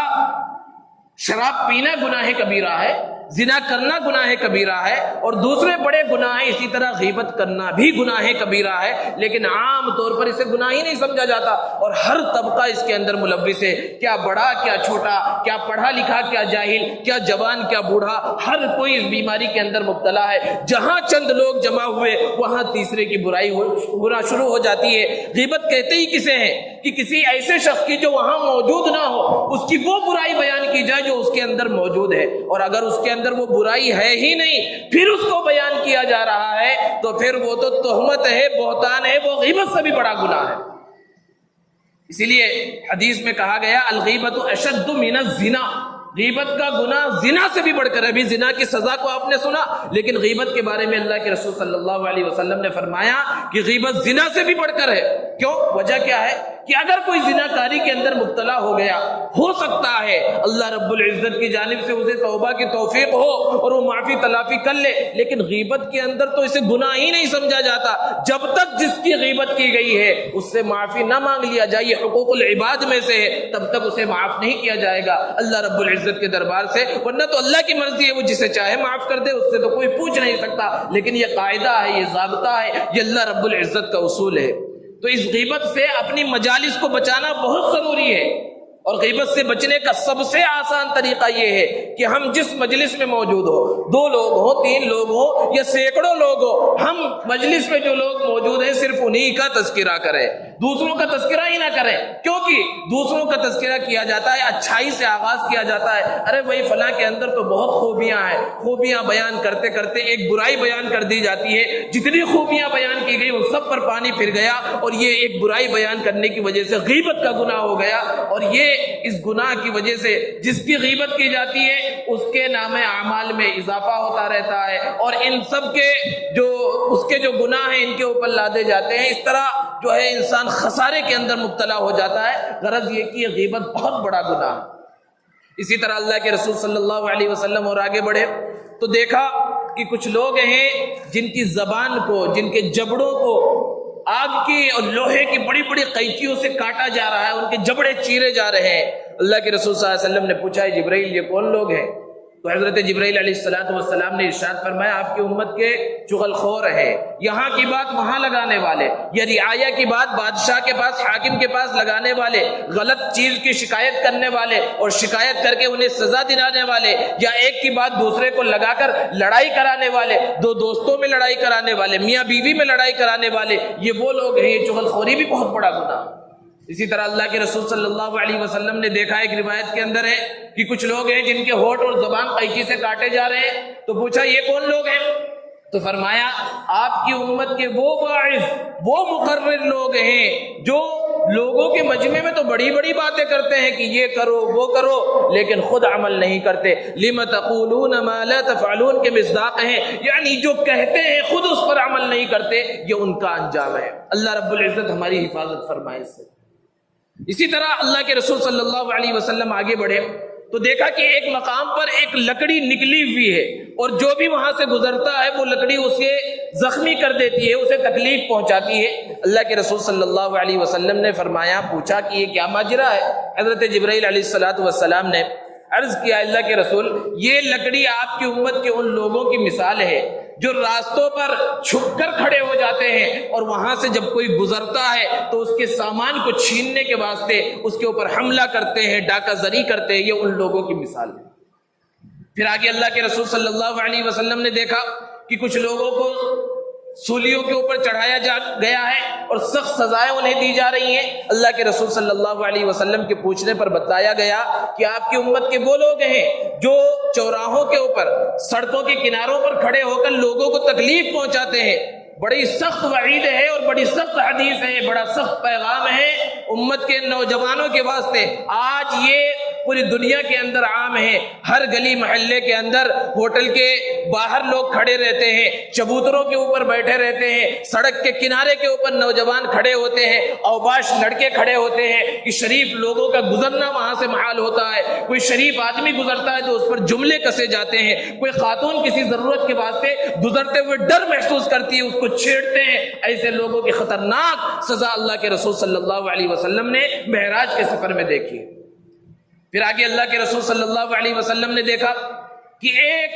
نہایت ہی کمزور دبلا پتلا لاغر آدمی ہے، وہ لکڑیاں جمع کر رہا ہے اور لکڑیوں کا ایک گٹھر بناتا ہے، بڑا گٹھر، اور رسی باندھتا ہے اور پھر اس لکڑیوں کے گٹھر کو اٹھانے کی کوشش کرتا ہے لیکن نہیں اٹھا پاتا، کیوں؟ بہت کمزور ہے اور گٹھر بہت بڑا ہو گیا۔ تو ہونا تو یہ چاہیے تھا کہ اس گٹھر میں سے رسی کھولتا اور کچھ لکڑیاں کم کر دیتا اور اس کے اندر جتنی طاقت تھی اتنی لکڑیاں اٹھاتا، لیکن وہ اس کے برعکس کرتا ہے کہ وہ رسی کھول کر اور لکڑیاں جمع کرنے لگتا ہے اور لکڑیاں جمع کرتا ہے۔ اللہ کے رسول صلی اللہ علیہ وسلم نے پوچھا ہے جبرائیل یہ کون ہے؟ آپ صلی اللہ علیہ وسلم نے ارشاد فرمایا کہ آپ کی امت کے خیانت کرنے والے لوگ ہیں، وہ لوگ ہیں جنہوں نے لوگوں کا حق لے لیا ہے، لوگوں سے قرض لے رکھا ہے، لوگوں سے پیسے لے رکھے ہیں، ان کا حق ادا کرنے کے بجائے ان کا حق مار رہے ہیں اور لوگوں سے حق لیتے جا رہے ہیں۔ جتنا قرض لیا اس کو ادا نہیں کیا اور قرض لے رہے ہیں اور لوگوں کا حق مار رہے ہیں اور لوگوں کے مال کے اندر، لوگوں کی دولت کے اندر خیانت کر رہے ہیں۔ یہ ان لوگوں کا حال ہے۔ اسی طرح اللہ کے رسول صلی اللہ علیہ وسلم ایک مقام سے گزرے تو دیکھا کہ کچھ لوگ ہیں جو کھیتی باڑی کر رہے ہیں، وہ زمین میں بیج ڈالتے ہیں، فوراً وہ زمین سے کھیتی لہلہانے لگتی ہے، کچی حالت میں ہوتی ہے، پھر فوراً ہی کھیتی پک جاتی ہے، پھر فوراً ہی وہ لوگ کھیتی کو کاٹ لیتے ہیں، اور جیسے ہی کھیتی کاٹتے ہیں پھر دوبارہ وہ کھیتی لہلہانے لگتی ہے، پھر وہ کاٹتے ہیں۔ اللہ کے رسول صلی اللہ علیہ وسلم نے پوچھا یہ کون خوش نصیب لوگ ہیں جن کی کھیتی اتنی جلدی پک جا رہی ہے، بیج ڈالتے ہیں اور درخت اگاتا ہے، یہ کون لوگ ہیں؟ اللہ کے رسول صلی اللہ علیہ وسلم کو بتلایا گیا آپ کی امت کے مجاہد لوگ ہیں جو جہاد کے اندر اپنے مال کو خرچ کرتے ہیں، تو اللہ رب العزت اتنا زیادہ، خرچ تھوڑا سا کیا لیکن اللہ رب العزت انہیں بہت زیادہ مزید عطا فرماتے ہیں۔ دوستو یہ چند برزخ کے حالات تھے، اور اس طرح کے کچھ واقعات اللہ کے رسول صلی اللہ علیہ وسلم نے دیکھے۔ ایک یہ دیکھا کہ ایک چھوٹا سا پتھر ہے اور اس میں ایک چھوٹا سا سوراخ ہے، اس چھوٹے سے سوراخ سے ایک بہت بڑا بیل باہر نکلا، اور جب بیل باہر نکل گیا تو پھر اس سوراخ میں داخل ہونے کی کوشش کر رہا ہے لیکن داخل نہیں ہو پا رہا ہے۔ اللہ کے رسول صلی اللہ علیہ وسلم نے پوچھا جبرائیل یہ کیا ماجرا ہے؟ حضرت جبرائیل علیہ السلام نے ارشاد فرمایا یہ آپ کی امت کے ان لوگوں کی مثال ہے جو بڑا بول بولتے ہیں، یعنی جتنی حیثیت نہیں اس سے بڑی بڑی باتیں کرتے، ہم یہ کر دیں گے، ہم وہ کر دیں گے، لیکن جب کام کا وقت آتا ہے تو کچھ نہیں کرتے، جس کو آج کی زبان میں اور ہماری زبان میں کہتے ہیں بہت پھینکتا ہے، پھینکنے والا، تو بہت پھینکنے والے ہیں، اپنی بڑائی جگہ جگہ پر بیان کرتے، کام نہیں ہے کچھ بھی۔ تو یہ ان لوگوں کی مثال ہے کہ بڑا بول دیتے اور بعد میں نہیں کر پاتے تو افسوس ہوتا ہے کہ کاش کہ ہم نے نہ بولا ہوتا۔ تو یہ مثال ہے کہ زبان سے جو بات نکل جاتی ہے وہ دوبارہ واپس نہیں ہو سکتی، اس لیے انسان کو ہمیشہ کچھ بھی بولنے سے پہلے اچھی طرح سوچ لینا چاہیے کہ وہ کیا بول رہا ہے، کیونکہ جو تیر کمان سے نکل جاتا ہے وہ تیر واپس نہیں آ سکتا۔ اسی مثال کو وہاں سمجھایا گیا کہ اس سوراخ سے بیل نکل تو گیا لیکن اس سوراخ کے اندر وہ دوبارہ داخل نہیں ہو پائے۔ اسی طرح سفر کرتے ہوئے اللہ کے رسول صلی اللہ علیہ وسلم بیت المقدس پہنچ جاتے ہیں، جس کو اللہ رب العزت نے قرآن میں بیان فرمایا الذی بارکنا حولہ، جس کے ارد گرد کے علاقے کو ہم نے بابرکت بنا دیا ہے۔ وہ پورا بابرکت علاقہ ہے، قرآن کہہ رہا ہے، قرآن سے زیادہ سچی بات کس کی ہو سکتی ہے؟ وہ پورا مقدس علاقہ ہے، بابرکت علاقہ ہے۔ اللہ کے رسول صلی اللہ علیہ وسلم براق کے ذریعے وہاں پہنچے اور اترے براق سے۔ بیت المقدس سے باہر ایک چھوٹی سی چٹان تھی، چٹان میں ایک سوراخ تھا۔ اللہ کے رسول صلی اللہ علیہ وسلم نے اس براق کو جو جنت سے لایا گیا تھا، جنت کی سواری تھی، اس سوراخ کے اندر باندھ دیا۔ کیوں باندھا؟ کیا وہ بھاگ جاتا؟ اگر اسے باندھا نہیں جاتا تو امت کو سبق دینا مقصود تھا۔ معراج کے واقعے کو بیان کرنے کا مقصد صرف یہ نہیں ہے کہ ایک کہانی کی طرح، ایک قصے کی طرح، ایک واقعے کی طرح واقعہ بیان کر دیا جائے اور سن لیا جائے اور پھر اس کے بعد چلے جائے۔ یہ تو بیان کرنے کا مقصد اس سے سبق لینا ہے، عبرت لینا ہے، اس کے اندر درس ہے، سبق ہے جو اللہ کے رسول صلی اللہ علیہ وسلم کے ایک ایک عمل سے ملا ہے اس امت کو۔ اللہ کے رسول صلی اللہ علیہ وسلم اس امت کو سمجھانا چاہتے تھے توکل کیا ہے،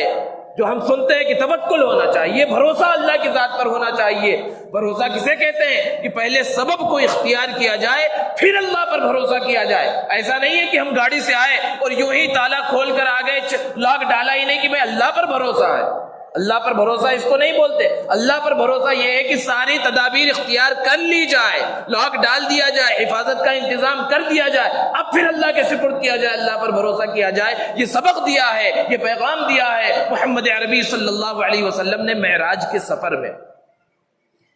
یہ وہ سوراخ تھا جس کے بارے میں روایتوں کے اندر ہے کہ انبیاء کرام علیہ السلام اسی سوراخ میں اپنی سواریوں کو باندھا کرتے تھے۔ ایک روایت کے اندر ہے کہ حضرت جبرائیل علیہ السلام نے اپنی انگلی کے ذریعے اس چٹان میں سوراخ کیا، جبکہ ایک روایت کے اندر ہے کہ وہ سوراخ موجود تھا، اللہ کے رسول صلی اللہ علیہ وسلم نے اس میں باندھ دیا۔ اب دو الگ الگ روایتیں ہو گئی، دونوں میں محدثین نے تطبیق یہ دی ہے کہ سوراخ تو پہلے سے موجود تھا، انبیاء کے زمانے میں موجود تھا، انبیاء اس میں اپنی سواریوں کو باندھتے تھے، لیکن چونکہ ایک لمبا زمانہ گزر گیا تھا اس لیے مٹی وغیرہ کے ذریعے وہ سوراخ بند ہو گیا تھا، تو اسی سوراخ کو حضرت جبرائیل علیہ السلام نے اپنی انگلی کے ذریعے دوبارہ کھول دیا اور اللہ کے رسول صلی اللہ علیہ وسلم نے اس کے اندر اپنے براق کو باندھ دیا۔ پھر اس کے بعد مسجد اقصی کے اندر اللہ کے رسول صلی اللہ علیہ وسلم حضرت جبرائیل کے ساتھ تشریف لے گئے، وہاں سارے انبیاء کرام علیہ السلام آپ کے استقبال کے لیے موجود تھے، حضرت آدم سے لے کر حضرت عیسیٰ علی نبینا علیہ السلام تک سب کے سب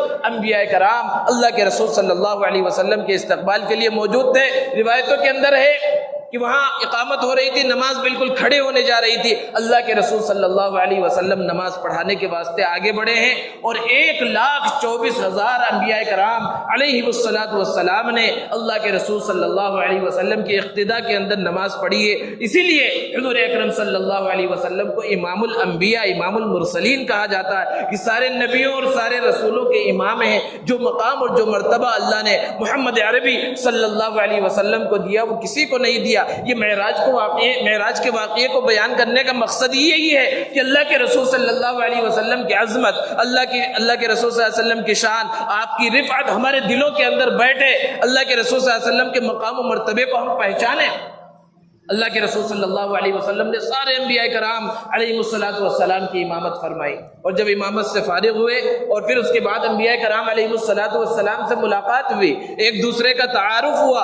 اور وہاں پر بعض انبیاء کرام علیہ السلام کا احادیث مبارکہ کے اندر تذکرہ ہے کہ انہوں نے اللہ رب العزت کی حمد و ثنا بیان کی اس مجلس کے اندر۔ سب سے پہلے حضرت ابراہیم علیہ السلام نے اللہ کی حمد بیان کی اور ارشاد فرمایا، پاک ہے وہ ذات جس نے مجھے آگ کے اندر صحیح سالم رکھا، اور اس طرح کی اپنی خصوصیات بیان کی اور اللہ کی تعریف بیان کی۔ پھر اس کے بعد حضرت داؤد علیہ السلام نے بھی اپنی خصوصیات کو بیان فرمایا کہ پاک ہے وہ ذات جس نے میرے ہاتھ میں لوہے کو نرم کر دیا۔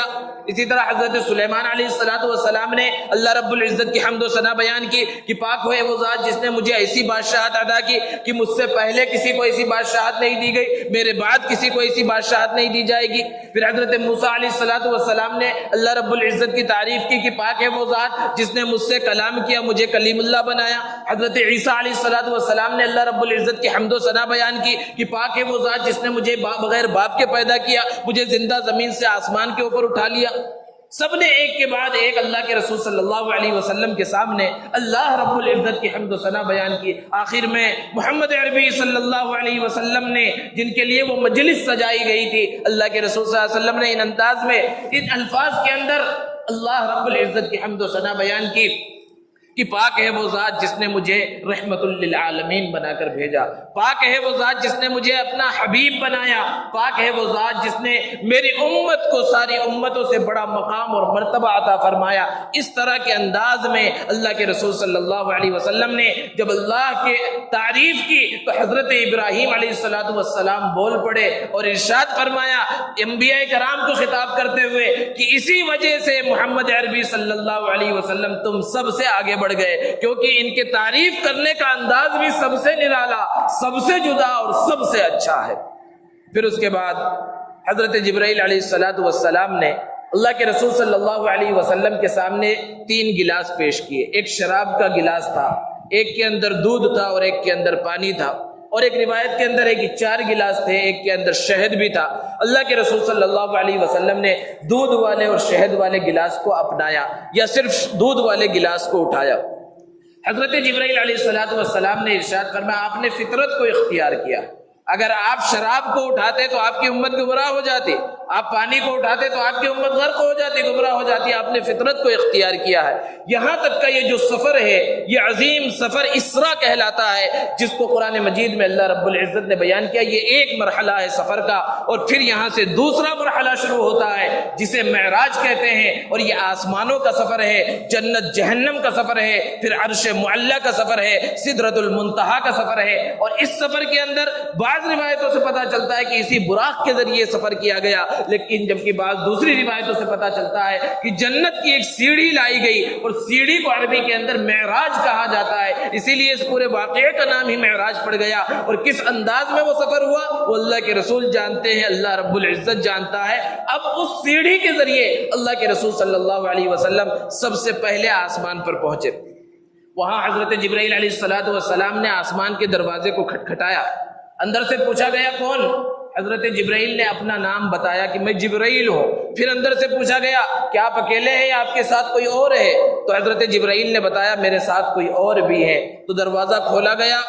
اللہ کے رسول صلی اللہ علیہ وسلم حضرت جبرائیل کے ساتھ اندر داخل ہوئے تو دیکھا کہ وہاں ایک بزرگ شخص موجود ہیں. وہ ان کی داہنی طرف بہت ساری صورتیں ہیں، بائیں طرف بہت ساری صورتیں ہیں. داہنی طرف جب دیکھتے ہیں تو مسکراتے ہیں، خوش ہوتے ہیں، اور بائیں طرف جب دیکھتے ہیں تو رونے لگتے ہیں، افسوس کرنے لگتے ہیں. اللہ کے رسول صلی اللہ علیہ وسلم نے پوچھا یہ کیا ماجرا ہے؟ تو حضرت جبرائیل علیہ السلام نے ارشاد فرمایا یہ حضرت آدم علیہ السلام ہے، اور یہ دائیں اور بائیں جانب ان کی اولاد ہے. دائیں جانب وہ اولاد ہے جو جنت میں جانے والی ہے، جنت کے اعمال کرنے والی ہے، اس کو دیکھتے ہیں تو خوش ہوتے ہیں. اور بائیں جانب ان کی اولاد میں سے وہ لوگ ہیں جو جہنم والے اعمال کرتے ہیں، جہنم میں جانے والے ہیں، ان کی طرف دیکھتے ہیں تو یہ جو ہے افسوس کرتے ہیں، رونے لگتے ہیں. دوستو پھر اس کے بعد اللہ کے رسول صلی اللہ علیہ وسلم دوسرے آسمان پر تشریف لے گئے. پھر وہاں پر بھی یہی معاملہ کہ دروازے کو حضرت جبرائیل نے کھٹکھٹایا اور پوچھا گیا تو حضرت جبرائیل نے یہی جواب دیا کہ میں جبرائیل ہوں. پھر وہی سوال جواب جس طرح پہلے آسمان پر سوال و جواب ہوا تھا. اللہ کے رسول صلی اللہ علیہ وسلم جب اندر جا رہے ہیں تو کسی نہ کسی نبی سے ملاقات ہو رہی ہے اور نبی خوش آمدید کہہ رہے ہیں مرحبا بالاخ الصالح، کہ جو ہمارے مبارک بھائی آئے ہیں، نیک بھائی آئے ہیں، ان کا آنا مبارک ہو. تو پہلے آسمان پر حضرت آدم علیہ السلام سے ملاقات ہوئی، دوسرے آسمان پر حضرت عیسیٰ اور حضرت یحییٰ علیہ السلام سے ملاقات ہوئی، تیسرے آسمان پر حضرت یوسف علیہ السلام سے ملاقات ہوئی، چوتھے آسمان پر حضرت ادریس علیہ السلام سے ملاقات ہوئی، پانچویں آسمان پر حضرت ہارون علیہ السلام سے ملاقات ہوئی، چھٹے آسمان پر حضرت موسیٰ علیہ السلام سے ملاقات ہوئی، اور آخری اور ساتویں آسمان پر حضور اکرم صلی اللہ علیہ وسلم کے جد امجد حضرت ابراہیم علیہ السلام سے ملاقات ہوئی. حضرت ابراہیم علیہ السلام کے پاس جب پہنچے ساتویں آسمان پر تو دیکھا کہ اللہ کے رسول صلی اللہ علیہ وسلم نے دیکھا کہ حضرت ابراہیم بیت المعمور سے ٹیک لگا کر بیٹھے ہوئے ہیں. بیت المعمور فرشتوں کا قبلہ ہے، جس طرح انسانوں کا قبلہ کعبۃ اللہ ہے اسی طرح فرشتوں کا قبلہ ساتویں آسمان پر بیت المعمور ہے. اور یہ کعبۃ اللہ کے بالکل اوپر سیدھے بالکل اس کے اوپر ہے کہ اگر بالفرض بیت المعمور کو اوپر سے چھوڑا جائے تو بالکل کعبۃ اللہ کے اوپر آ کر گرے. اس بیت المعمور کا روزانہ 70,000 فرشتے طواف کرتے ہیں، اور ایک مرتبہ جو فرشتہ طواف کر لیتا ہے زندگی میں دوبارہ اسے موقع نہیں ملتا. اس سے اندازہ لگایا جا سکتا ہے اللہ رب العزت نے کتنی بڑی تعداد میں اپنے فرشتوں کو پیدا کیا ہے. دوستو انبیاء کرام علیہ السلام تو بہت زیادہ ہے، 1,24,000 ہیں، لیکن خاص انہی چند انبیاء کرام علیہ السلام سے ان آسمانوں پر ملاقات کرنے کی وجہ کیا تھی اور صرف ان سے کیوں ملاقات کروائی گئی؟ اس کی وجہ اور حکمت علماء نے بیان کی ہے کہ حضرت آدم علیہ السلام کا معاملہ اللہ کے رسول صلی اللہ علیہ وسلم سے بالکل ملتا جلتا ہے کہ حضرت آدم علیہ السلام کا وطن اصلی جنت تھا، انہیں جنت سے نکال کر دنیا میں بھیجا گیا. اسی طرح اللہ کے رسول صلی اللہ علیہ وسلم کا وطن اصلی مکۃ المکرمہ تھا، مکۃ المکرمہ سے نکال کر آپ کو مدینہ المنورہ پہنچانا تھا، اس لیے حضرت آدم علیہ السلام سے ملاقات کرائی گئی.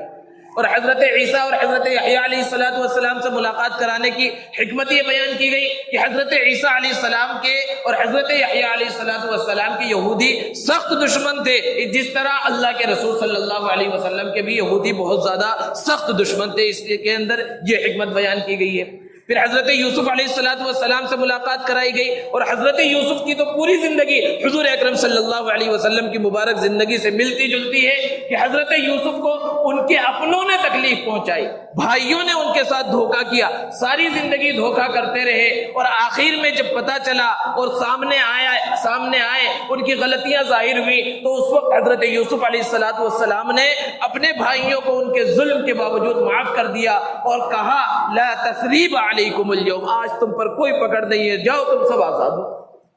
بالکل یہی معاملہ اللہ کے رسول صلی اللہ علیہ وسلم کے ساتھ پیش آیا کہ جب دین کا پیغام آپ نے دنیا کے سامنے رکھا تو آپ کے اپنے ہی دشمن ہو گئے، آپ کے خاندان والے، آپ کے رشتہ دار ہی آپ کے دشمن ہو گئے، آپ کو گھر سے، آپ کے علاقے سے، آپ کے وطن سے نکلنے پر مجبور ہونا پڑا. اور پھر ایک موقع وہ آیا جیسا موقع حضرت یوسف کو آیا تھا کہ ان کے بھائی مجرم بن کر سامنے موجود ہیں. فتح مکہ کے موقع پر یہ وہی کفار مکہ، وہی ظالم لوگ اللہ کے رسول صلی اللہ علیہ وسلم کے سامنے موجود ہیں، اور اللہ کے رسول رسول صلی اللہ علیہ وسلم کے ہاتھوں میں طاقت ہے، چاہے تو انہیں قتل کا حکم دے دے، ان کی گردنیں اڑانے کا حکم دے دے، لیکن ہو بہو وہی الفاظ استعمال کیے جو الفاظ حضرت یوسف علیہ السلام نے استعمال کیے تھے کہ اذهبوا انتم الطلقاء لا تثریب علیکم اليوم، آج تمہارے اوپر کوئی پکڑ نہیں، بلکہ یہاں تک کہا اللہ کے رسول صلی اللہ علیہ وسلم نے آج میں تم سے وہی کہتا ہوں جو میرے بھائی یوسف نے اپنے بھائیوں سے کہا تھا، لا تثریب علیکم اليوم۔ تو یہ حکمت حضرت یوسف علیہ السلام سے ملاقات کی،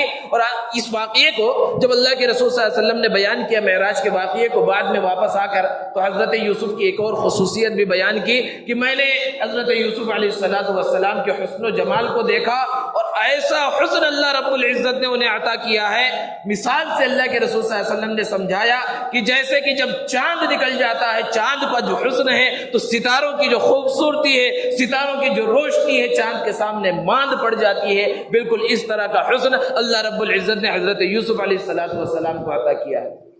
حضرت ادریس سے بھی ملاقات ہوئی، حضرت ادریس علیہ السلام سے ملاقات کے اندر حکمت یہ ہے کہ جیسا کہ آپ بارہا سنتے ہیں کہ اس امت کو سب سے پہلا حکم دیا گیا وہ علم کا ہے، پڑھنے پڑھانے سیکھنے سکھانے سے متعلق ہے۔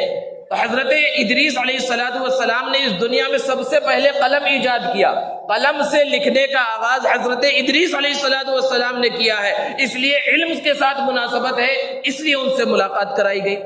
اور پھر پانچویں اور چھٹے آسمان پر حضرت ہارون اور حضرت موسیٰ علیہ السلام سے ملاقات کے اندر حکمت یہ ہے کہ ان دونوں کی زندگی اپنوں سے اور غیروں سے مقابلے کے اندر ہی گزر گئی ہے، اور حضرت موسیٰ علیہ السلام اپنے زمانے میں یہ چاہتے تھے کہ ملک شام فتح ہو جائے، لیکن ملک شام ان کے زمانے میں فتح نہیں ہوا، بلکہ ان کے ایک شاگرد تھے جو بعد میں چل کر نبی بنے، حضرت یوشع بن نون، ان کے زمانے میں ملک شام فتح ہوا۔ بالکل یہی حال اللہ کے رسول صلی اللہ علیہ وسلم کا بھی تھا کہ اللہ کے رسول صلی اللہ علیہ وسلم کی خواہش تھی کہ ملک شام فتح ہو جائے، اور اللہ کے رسول صلی اللہ علیہ وسلم نے ایک لشکر طے بھی کر دیا تھا، حضرت اسامہ کو اس کا امیر مقرر کر دیا تھا، لیکن اللہ کے رسول صلی اللہ علیہ وسلم کی حیات طیبہ میں ملک شام فتح نہ ہوا، حضرت ابوبکر صدیق رضی اللہ تعالی عنہ کے زمانے خلافت کے اندر فتح ہوا، یہ مناسبت پائی جاتی ہے۔ اسی طرح حضرت ابراہیم علیہ السلام سے ملاقات میں حکمت تو یہ ہے کہ وہ ان کے جد امجد ہے، اس خاندان سے اللہ کے رسول صلی اللہ علیہ وسلم تعلق رکھتے ہیں۔ پھر اس کے بعد اللہ کے رسول صلی اللہ علیہ وسلم آگے بڑھے، بعض روایتوں کے اندر ہے کہ اور مختلف انبیاء کرام کو مختلف مقامات پر دیکھا اپنی امتوں کے ساتھ، کوئی نبی ایسے ہیں جن کے ساتھ ایک بڑا مجمع ہے، کسی کے ساتھ چھوٹا مجمع ہے، کسی کے ساتھ درمیانی مجمع ہے، اور بعض نبی تو ایسے ہیں جو اکیلے ہیں، ان کے ساتھ کچھ لوگ ہی نہیں ہیں۔ وہاں پر اللہ کے رسول صلی اللہ علیہ وسلم نے دیکھا کہ ایک نبی ہے، ان کے ساتھ تو بہت بڑا مجمع ہے، پوچھا یہ کون سے نبی ہے؟ تو بتلایا گیا حضرت موسیٰ علیہ السلام ہے، اور ان کے ساتھ ان کی یہ امت ہے بنی اسرائیل۔ حضرت موسیٰ علیہ السلام کی جو قوم تھی بنی اسرائیل، بڑی قوم تھی، حضرت موسیٰ علیہ السلام کی اس قوم کو دیکھا تو اللہ کے رسول صلی اللہ علیہ وسلم سوچنے لگے، تو حضرت جبرائیل نے بتلایا کہ آپ اپنی امت کو نگاہ اٹھا کر دیکھیے، تو دیکھا کہ ادھر لوگ نظر آ رہے ہیں اور سب سے بڑی تعداد ان کی ہے، اور فرمایا کہ یہ جنت میں جانے والے ہیں، یہ سب کے سب جنتی ہیں جو بہت بڑی تعداد میں نظر آ رہے تھے۔ اور حضرت جبرائیل نے ارشاد فرمایا ان کے علاوہ 70,000 اور ہیں جنہیں بغیر حساب کتاب کے آپ کی امت میں سے جنت میں داخل کیا جائے گا۔ اللہ کے رسول صلی اللہ علیہ وسلم اس بات کو سن کر خوش ہو گئے اور ان کی صفات کو بیان فرمایا۔ پھر اس کے بعد آگے بڑھے اور جنت کا معائنہ کیا اللہ کے رسول صلی اللہ علیہ وسلم نے، پھر جہنم کو بھی دیکھا۔ جنت میں جب گئے، جنت کی نعمتوں کو اللہ کے رسول صلی اللہ علیہ وسلم نے دیکھا، جنت کیوں دکھلائی گئی اور جہنم کیوں دکھلائی گئی، اس بات کو اس دنیا کے بتلانے کے واسطے اور اس امت کو بتلانے کے واسطے کہ اس بات پر یقین کر لو، یہ جنت اور جہنم کے بارے میں جو باتیں کہی جا رہی ہیں یہ فرضی باتیں نہیں ہیں، یہ یقینی باتیں ہیں۔ جنت موجود ہے، جہنم موجود ہے، وہاں کسی نہ کسی کو جانا ہے، یا تو جنت میں جانا ہے یا جہنم میں جانا ہے۔ اپنی دنیا کے اندر اس آخرت کی، اس جنت کے لیے تیاری کر لو، اس یقین کو بتلانے کے واسطے، یقین پیدا کرنے کے واسطے۔ اللہ کے رسول صلی اللہ علیہ وسلم نے جنت میں ایک طرف سے بہت ٹھنڈی ہوا اور اچھی خوشبو محسوس کی، پوچھا کہ یہ کہاں سے آ رہی ہے؟ تو حضرت جبرائیل علیہ السلام نے بتایا کہ یہ فرعون کے خادمہ کے محل سے یہ خوشبو آ رہی ہے۔ فرعون کے خادمہ کا واقعہ بڑا عجیب و غریب ہے، بڑا درد انگیز ہے کہ حضرت موسیٰ علیہ السلام پر اس نے ایمان قبول کر لیا تھا، ایک اللہ کے معبود ہونے کا اقرار کر لیا تھا۔ فرعون خود اپنے آپ کو رب کہتا تھا کہ میں سب سے بڑا رب ہوں، انا ربکم الاعلی، لیکن چپکے سے اس نے اسلام قبول کر لیا تھا۔ فرعون کی بیٹی کے سر میں کنگھی کر رہی تھی وہ خادمہ، اتفاق سے کنگھی گر گئی تو بسم اللہ کہہ کر اٹھایا کہ اللہ کے نام سے، ہر کام کو اللہ کے نام سے شروع کرنا چاہیے۔ تو اس کو بڑا تعجب ہوا کہ یہ تم کس کا نام لے رہی ہو، یہ کون اللہ ہے، کون معبود ہے؟ معبود تو میرا باپ ہے، فرعون ہے۔ تو اس وقت اس خادمہ نے کہا نہیں، میرا معبود اور تمہارا معبود اور سب کا معبود تو اللہ ہے، جس نے اس کائنات کو پیدا کیا، جس نے ہمیں اور تم کو پیدا کیا، سب کو پیدا کیا، معبود تو وہ ہے۔ تو فرعون کی بیٹی نے کہا کہ میں اپنے والد سے بتلا دوں گی، اور اس نے جا کر فرعون کو بتلا دیا۔ جب فرعون کو پتا چلا کہ اس نے حضرت موسیٰ علیہ السلام کے مذہب کو قبول کر لیا ہے، تو وہاں پر ایک بڑی آگ جلائی گئی اور اس کے اندر تانبے کو پگھلایا گیا، اور جب وہ کھولنے لگا تو اس خادمہ کو قریب میں لایا گیا، اور اس کے معصوم چھوٹے چھوٹے دودھ پینے کی عمر کے بچے تھے، ان بچوں کو لایا گیا۔ ایک ایک بچے کو یہ کہہ کر ڈالا جاتا کہ تو اس ایمان کو چھوڑ دے، موسیٰ کے مذہب کو چھوڑ دے، ہم تجھے اور تیرے بچوں کو چھوڑ دیں گے۔ اس خادمہ کی نظروں کے سامنے ایک ایک بچے کو اس کھولتے ہوئے تانبے کے اندر جو پگھل رہا ہے، سوچا جا سکتا ہے کہ وہ اس کے اندر جب کسی انسان کو، کسی معصوم بچے کو ڈالا جائے تو کیا حال ہوگا۔ اس خادمہ کی نظروں کے سامنے اس کے معصوم بچوں کو ایک ایک کہہ کر ڈال دیا گیا، لیکن وہ خاتون استقامت کا پہاڑ تھی، بچوں کو اس طرح قربان ہوتا دیکھ لیا لیکن ایمان سے نہ پھری، اور آخر میں اس کو بھی ڈال دیا گیا۔ تو اللہ رب العزت نے اتنا بڑا انعام مقرر کیا کہ معراج کے سفر میں پیارے آقا صلی اللہ علیہ وسلم نے اس خاتون کے محل سے ٹھنڈی ٹھنڈی ہوائیں اور بھینی بھینی خوشبوئیں محسوس کی۔ اللہ کے رسول صلی اللہ علیہ وسلم نے جہنم کو دیکھا۔ لوگ کہتے ہیں بھئی جہنم دکھلانے کی کیا ضرورت تھی؟ تو جہنم کو دکھلانا یہ کوئی اللہ کے رسول صلی اللہ علیہ وسلم کی شان میں گستاخی نہیں ہے۔ جیسے کہ کسی ملک کا صدر یا کوئی بڑا وزیر یا کوئی بڑا پولیس انسپکٹر جیل کا معائنہ کرنے کے واسطے جائے تو اس کی بے عزتی تصور نہیں کی جاتی، وہ اپنے ملک کی ایک چیز کو دیکھنے کے واسطے گیا ہے کہ وہاں کے انتظامات کیسے ہیں، وہاں کس طرح کا معاملہ کیا جاتا ہے۔ بالکل اسی طرح اللہ کے رسول صلی اللہ علیہ وسلم کو جہنم کو دکھلایا گیا۔ پھر اس کے بعد سدرۃ المنتہا پر پہنچ گئے۔ منتہا کے معنی آخری حصہ، اور سدرہ کہتے ہیں بیری کے درخت کو۔ وہاں پر ایک درخت، بیری کا درخت، جہاں پر اس کے پتوں کی خوبصورتی کو اللہ کے رسول صلی اللہ علیہ وسلم نے بیان کیا، اور وہ ایسا مقام ہے کہ نیچے سے جو کچھ جاتا ہے وہاں پر رک جاتا ہے، اور پھر اوپر سے جو کچھ آتا ہے وہاں پر رک جاتا ہے، وہاں ادلا بدلی ہوتی ہے، نیچے سے اعمال وہاں جاتے ہیں اور پھر اس کے بعد وہاں سے پھر اوپر جاتے ہیں، اور اوپر سے اللہ کے جو احکامات آتے ہیں وہ وہاں پر رکتے ہیں۔ تو پھر اس کے بعد اللہ کے رسول صلی اللہ علیہ وسلم اور آگے بڑھے۔ حضرت جبرائیل علیہ السلام وہیں رک گئے۔ اللہ کے رسول صلی اللہ علیہ وسلم نے کہا چلیے آگے بڑھیے، تو حضرت جبرائیل علیہ السلام نے ارشاد فرمایا کہ یہ میری آخری منزل ہے اور منتہا ہے، اگر میں اس سے ایک قدم بھی آگے بڑھاؤں گا تو میں جل کر راکھ ہو جاؤں گا۔ اسی کو کہا گیا کہ شب معراج میں ختم الرسل کا مرتبہ دیکھو، جہاں کوئی نہیں پہنچا وہاں تک آپ جاتے ہیں۔ حضرت جبرائیل علیہ السلام کا ساتھ مکہ المکرمہ سے سدرۃ المنتہا تک رہا۔ اب پھر وہاں سے اللہ کے رسول صلی اللہ علیہ وسلم تنہا روانہ ہو رہے ہیں۔ ایک سواری لائی گئی جس کو رفرف کہا جاتا ہے، اس تخت پر اللہ کے رسول صلی اللہ علیہ وسلم بیٹھے ہیں، اور وہ تخت اوپر اٹھنا شروع ہوا اور عرش معلیٰ تک اللہ کے رسول صلی اللہ علیہ وسلم پہنچ گئے، اللہ کے دربار میں پہنچ گئے۔ اور کیا باتیں ہوئی اللہ کے رسول صلی اللہ علیہ وسلم کی، اللہ تبارک و تعالیٰ سے وہ اللہ جانتا ہے، اللہ کے رسول صلی اللہ علیہ وسلم جانتے ہیں۔ اللہ تبارک و تعالیٰ نے کچھ تحفے دیے حضور اکرم صلی اللہ علیہ وسلم کو اس امت کے واسطے۔ سب سے پہلا تحفہ نماز کا تحفہ۔ اتنی اہم عبادت ہے نماز کہ ساری عبادتیں دنیا میں دی گئی، اسی زمین پر احکامات کو نازل کیا گیا، لیکن نماز کے واسطے اتنا اہتمام کیا گیا، اللہ کے رسول صلی اللہ علیہ وسلم کو خود عرش پر بلا لیا، اور پھر وہاں پر اللہ کے رسول صلی اللہ علیہ وسلم کو 50 نمازیں دی گئی، اور سورہ بقرہ کی آخری آیتیں دی گئی جس میں دعا کرنا سکھلایا گیا کہ ربنا لا تؤاخذنا ان نسینا او اخطأنا ربنا ولا تحمل علینا اصرا كما حملته على الذین من قبلنا۔ یہ دعا کرنے کا طریقہ سکھلایا گیا آخر تک، اور اسی طرح ایک تیسرا تحفہ اللہ کے رسول صلی اللہ علیہ وسلم کو اس امت محمدیہ کے لیے دیا گیا کہ آپ کی امت میں سے جو شخص بھی شرک سے بچ کر چلا گیا، جس کا انتقال کلمہ طیبہ لا الہ الا اللہ پر ہو گیا، وہ ایک نہ ایک دن ضرور جنت میں داخل ہوگا۔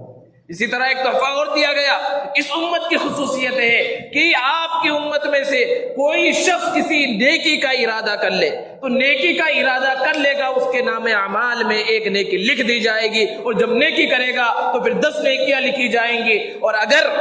آپ کی امت میں سے کوئی شخص برائی کا ارادہ کرے، گناہ کا ارادہ کرے، تو نام اعمال میں گناہ نہیں لکھا جائے گا، اور اگر گناہ کر لے تو صرف ایک گناہ لکھا جائے گا۔ یہ بھی خصوصیت ہے اس امت محمدیہ کی جو اللہ رب العزت نے عطا فرمائی۔ 50 نمازوں کا تحفہ لے کر جس طرح اللہ کے رسول صلی اللہ علیہ وسلم گئے تھے، اسی راستے سے اب واپسی ہو رہی ہے۔ 7ویں آسمان پر حضرت ابراہیم علیہ السلام سے پھر ملاقات بھی، پوچھا کیا تحفہ ملا ہے، بتلایا تو حضرت ابراہیم علیہ السلام نے اور کوئی بات نہیں کہی۔ پھر جب 6ٹھے آسمان پر پہنچے، حضرت موسیٰ علیہ السلام سے ملاقات ہوئی، خیر خیریت ہوئی، اور پوچھا کیا تحفہ ملا ہے آپ کو آپ کی امت کے واسطے۔ اللہ کے رسول صلی اللہ علیہ وسلم نے بتلایا کہ 50 نمازوں کا تحفہ ملا ہے۔ حضرت موسیٰ علیہ السلام بڑے تجربے کار تھے، فرمایا کہ مجھے اپنی امت کا بڑا تجربہ ہے، آپ کی امت یہ 50 نمازوں کے حکم کو پورا نہیں کر سکے گی، آپ دوبارہ اللہ کے دربار میں جائیے اور اس میں کچھ تخفیف کرا لیجیے۔ اللہ کے رسول صلی اللہ علیہ وسلم نے حضرت موسیٰ علیہ السلام کے اس مشورے کو قبول کیا اور واپس تشریف لے گئے، اور اللہ رب العزت کے دربار میں اس درخواست کو رکھا کہ نمازوں کی تعداد کچھ کم کر دی جائے۔ اللہ رب العزت کی طرف سے ارشاد ہوا لا تبدیل لکلمات اللہ، اللہ کی بات بدلتی نہیں ہے، اللہ کا جو فیصلہ ہو جاتا ہے وہ بدلتا نہیں ہے۔ اب حکم ہوا تھا، فیصلہ ہو گیا تھا 50 کا، لیکن اب کمی کی جا رہی ہے، 5 متعین کیا جا رہا ہے، لیکن ثواب تمہیں 50 کا ہی ملے گا۔ اب کس انداز میں تخفیف ہوئی، روایتیں مختلف ہیں۔ بعض روایتوں سے پتہ چلتا ہے کہ 10 نمازیں 4 مرتبہ کم کی گئی، اور پھر 5ویں مرتبہ جب گئے تو 5 نماز کم کی گئی، 45 نمازیں کم کر دی گئی۔ اور بعض روایتوں میں کہ 9 مرتبہ اللہ کے رسول صلی اللہ علیہ وسلم گئے، 1 مرتبہ میں 5 نمازیں کم کی گئی، پھر آئے، حضرت موسیٰ سے ملاقات ہوئی، حضرت موسیٰ علیہ السلام نے کہا کہ آپ کی امت اتنا بھی نہیں پڑھ سکے گی، آپ دوبارہ جائیے۔ اسی طرح بار بار بھیجتے رہے، یہاں تک کہ جب 5 نمازیں ہو گئی تب بھی حضرت موسیٰ علیہ السلام نے کہا یہ 5 نمازیں بھی آپ کی امت صحیح سے نہیں ادا کر سکے گی، آپ دوبارہ جائیے اور کچھ تخفیف کرا لیجیے۔ اللہ کے رسول صلی اللہ علیہ وسلم نے فرمایا کہ اب مجھے اللہ کے دربار میں جاتے ہوئے شرم آتی ہے۔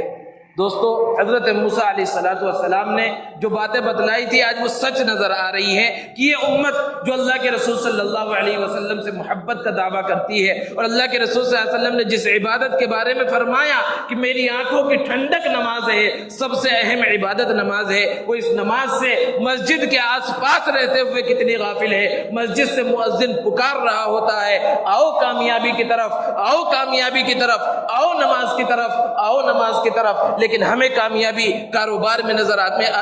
ہے، تجارت میں نظر آتی ہے، دوستوں کے ساتھ گپ شپ کرنے میں کامیابی نظر آتی ہے، اور اللہ کا یہ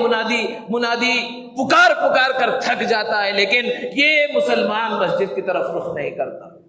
بہرحال اللہ کے رسول صلی اللہ علیہ وسلم اب واپس تشریف لے کر آ گئے، اور معراج کا یہ سفر مکمل ہوا۔ جب صبح ہوئی، اللہ کے رسول صلی اللہ علیہ وسلم نے کفار مکہ کے سامنے اس واقعے کو رکھا۔ ابو جہل اور دوسرے لوگ موجود تھے، بتلایا انہیں کہ میں نے راتوں رات بیت المقدس تک کا سفر کیا ہے، پھر آسمانوں کا سفر کیا ہے۔ سارے لوگ مذاق اڑانے لگے اور کہنے لگے کہ اچھا آپ نے بیت المقدس کا سفر کیا، اور وہ جانتے تھے اللہ کے رسول صلی اللہ علیہ وسلم کے بارے میں کہ اللہ کے رسول صلی اللہ علیہ وسلم اب سے پہلے کبھی بیت المقدس تشریف نہیں لے گئے، اور وہاں بہت سے لوگ تھے جنہوں نے بیت المقدس دیکھ رکھا تھا۔ اب انہوں نے پوچھنا شروع کیا اچھا یہ بتاؤ بیت المقدس کے دروازے کتنے ہیں، ستون کتنے ہیں، کھڑکیاں کتنی ہیں۔ دوستو، ہم کہیں گھومنے کے لیے جاتے ہیں کسی مسجد میں یا کسی عمارت کو دیکھنے کے واسطے، تو ہم بہت غور سے سب چیزیں دیکھتے ہیں، لیکن خاص طور پہ ہم اس کے دروازے نہیں گنتے، یہ کھڑکیاں نہیں گنتے۔ یہ فطرت میں نہیں ہے کہ انسان سب چیزیں گن کر آئے، حالانکہ دیکھ رکھا ہوتا ہے، لیکن معجزے میں معجزہ، معراج تو خود معجزہ تھا، پھر معجزاتی طور پر اللہ کے رسول صلی اللہ علیہ وسلم کے سامنے وہ پوری مسجد اقصیٰ لا کر رکھ دی گئی، اور اللہ کے رسول صلی اللہ علیہ وسلم وہاں کے دروازے اور کھڑکیاں دیکھ کر ان سب کو یہ باتیں بتلانے لگے۔ لیکن انہیں یقین نہیں آیا، اور بھی پوچھنے لگے کہ اتنا لمبا سفر کیا، یہاں سے بیت المقدس ہی ہزاروں کلومیٹر کا فاصلہ ہے، وہاں کئی دن میں انسان پہنچ سکتا ہے، راستے میں بھی کچھ لوگ ملے ہوں گے، یا ایسا تو ہے نہیں کہ کچھ کوئی نہ ملا ہو، کچھ قافلے ملے ہوں گے، کچھ لوگ ملے ہوں گے، ان قافلوں میں سے کون سا قافلہ مکہ آ رہا ہے؟ اللہ کے رسول صلی اللہ علیہ وسلم نے کچھ قافلوں کی نشانیاں بیان کی، اور وہاں قافلوں کے ساتھ کچھ واقعات پیش آئے تھے، وہ واقعات بیان کیے، اور کہا کہ یہ قافلہ فلاں وقت مکہ المکرمہ پہنچنے والا ہے، اور ان میں سب سے آگے فلاں فلاں کلر کا اونٹ ہوگا۔ یہ ساری مثالیں اللہ کے رسول صلی اللہ علیہ وسلم نے بتلائی، لیکن جن کی قسمت میں ایمان نہ لکھا ہو تو ایسے بڑے واقعے اور بڑے معجزے کے بعد بھی ایمان کی دولت انہیں نصیب نہ ہوئی۔ یہ لوگ دوڑتے ہوئے سیدنا ابو بکر صدیق رضی اللہ تعالی عنہ کے پاس گئے اور کہا کہ آج ذرا یہ بتاؤ کہ اگر کوئی شخص یہ دعویٰ کرے کہ اس نے راتوں رات یہاں سے مکہ المکرمہ سے بیت المقدس مسجد اقصی تک کا سفر کیا تو کیا تم اس بات پر یقین کر لو کہ حضرت ابو بکر نے کہا نہیں، یہ تو ہو ہی نہیں سکتا کہ راتوں رات کوئی وہاں جائے اور وہاں سے واپس آ جائے۔ تو لوگوں نے کہا اچھا یہی نہیں بلکہ آسمانوں تک کا بھی سفر کر لیا، جنت جہنم کا سفر کر لیا، عرش کا بھی سفر کر لیا، کوئی یہ بات کہے تم مان سکتے ہو؟ انہوں نے کہا نہیں۔ تو یہ لوگ تو بڑے خوش ہوئے کہ اب تو سب سے خاص ساتھی ہیں جو انکار کر رہے ہیں۔ تو پوچھا کہ تمہارے جو دوست ہیں محمد صلی اللہ علیہ وسلم وہ یہ دعویٰ کر رہے ہیں۔ سیدنا ابو بکر صدیق رضی اللہ تعالی عنہ نے فوراً کہا کہ تب تو یہ بات سچ ہے، وہ اس سے بھی بڑی بات کہہ دے تب تو میں بھی اس کو ماننے کے لیے تیار ہوں۔ یہی موقع ہے کہ سیدنا ابو بکر صدیق رضی اللہ تعالی عنہ کو صدیق کا خطاب ملا کہ سچائی کی تاکید کرنے والے اور اللہ کے رسول صلی اللہ علیہ وسلم کی تصدیق کرنے والے اور تصدیق میں سب سے آگے بڑھ جانے والے، یہ مقام اور مرتبہ سیدنا ابو بکر صدیق رضی اللہ تعالی عنہ کو ملا۔ دوستو، اس معراج کے سفر میں ہمارے لیے بہت سارے پیغامات ہیں، اور سب سے بڑا پیغام کہ آج جو امت محمدیہ کا حال ہے، پوری دنیا میں جو مسلمانوں کا حال ہے کہ مسلمان ہر جگہ تکلیف میں ہے، ہر جگہ پریشانی میں ہے، ہر جگہ ذلیل ہو رہا ہے۔ اللہ کے رسول صلی اللہ علیہ وسلم کے حالات ابھی بیان کیے گئے کہ معراج کے سفر سے پہلے اللہ کے رسول صلی اللہ علیہ وسلم کا حال کیا تھا کہ ایک کے بعد ایک غم اللہ کے رسول صلی اللہ علیہ وسلم کے پاس آئے، اور اللہ کے رسول صلی اللہ علیہ وسلم کو تکالیف پہنچائی گئی، آپ کو پریشانیاں پیش آئیں، لیکن اللہ کے رسول صلی اللہ علیہ وسلم ثابت قدم رہے تو کتنا بڑا مقام و مرتبہ ملا کہ عرش اعلیٰ پر اللہ رب العزت نے بلا لیا۔ اس کے اندر امت کو یہ سبق ہے کہ چاہے جتنے حالات خراب ہو جائے، برے حالات پیش آ جائیں، انسان کو ہمت نہیں ہارنا ہے، ثابت قدم رہنا ہے۔ اللہ رب العزت کی طرف سے آزمائشیں آ سکتی ہیں، ہو سکتا ہے پریشانیاں آئیں، لیکن انجام اس کا اچھا ہوگا، اللہ رب العزت کی طرف سے فیصلے اچھے ہوں گے۔ ضرورت اس بات کی ہے کہ ہم اللہ رب العزت کے پیغام کی طرف، اللہ رب العزت کے احکام کی طرف، نبی کریم صلی اللہ علیہ وسلم کے طریقے کی طرف لوٹیں، اللہ کے رسول صلی اللہ علیہ وسلم کے فرامین کو اپنائیں، اللہ کے رسول صلی اللہ علیہ وسلم کے فرمان پر عمل کریں، تو پھر ہماری زندگیوں کے اندر انشاءاللہ اللہ کی ذات سے امید ہے کہ سدھار پیدا ہوگا، اور پوری دنیا کے اندر جو مسلمان پریشان نظر آ رہے ہیں، یہ پریشانیاں اس کے جہاں بہت سارے اسباب ہیں، ایک سبب یہ بھی ہے کہ ہمیں جو ذمہ داری دی گئی تھی اور ہم کو جو کرنا چاہیے تھا، مسلمانوں کو جو کرنا چاہیے تھا، جس انداز میں زندگی گزارنی چاہیے تھی اس انداز میں زندگی نہیں گزار رہے ہیں۔ اس لیے اگر ہم پھر اسی طریقے پر لوٹ جائیں جس طریقے پر صحابہ زندگی گزارتے تھے، خیر القرون کے لوگ زندگی گزارتے تھے، تو اللہ رب العزت کی ذات سے امید ہے کہ پھر ہماری زندگیاں بھی سدھر جائیں گی اور دنیا کے حالات بھی سدھر جائیں گے، اور مسلمانوں کی جو ذلت ہے وہ عظمت اور عزت کے اندر بدل جائے گی۔ بس اسی بات پر اپنی بات کو ختم کرتا ہوں اس دعا کے ساتھ کہ اللہ تبارک و تعالی ہمیں معراج کے سفر سے جو پیغام ملے ہیں اس پیغام کو قبول کرنے کی توفیق عطا فرمائے، اور معراج کا جو سب سے بڑا تحفہ ہے نماز، جو اہم العبادت ہے، سب سے اہم عبادت ہے، اس عبادت کو اپنی زندگیوں کے اندر 100% اپنانے کی اور 5 وقتہ نمازوں کے ادا کرنے کی توفیق عطا فرمائے۔ وآخر دعوانا الحمدللہ رب العالمین۔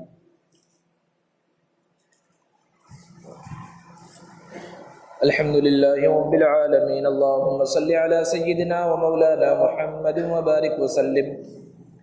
يا الله يا رحمن يا رحيم يا ذا الجلال والإكرام يا أحد الصمد الذي لم يلد ولم يولد ولم يكن له كفوا أحد اللهم يا أول الأولين ويا آخر الآخرين ظلمنا أنفسنا وإن لم تغفر لنا وترحمنا لنكونن من الخاسرين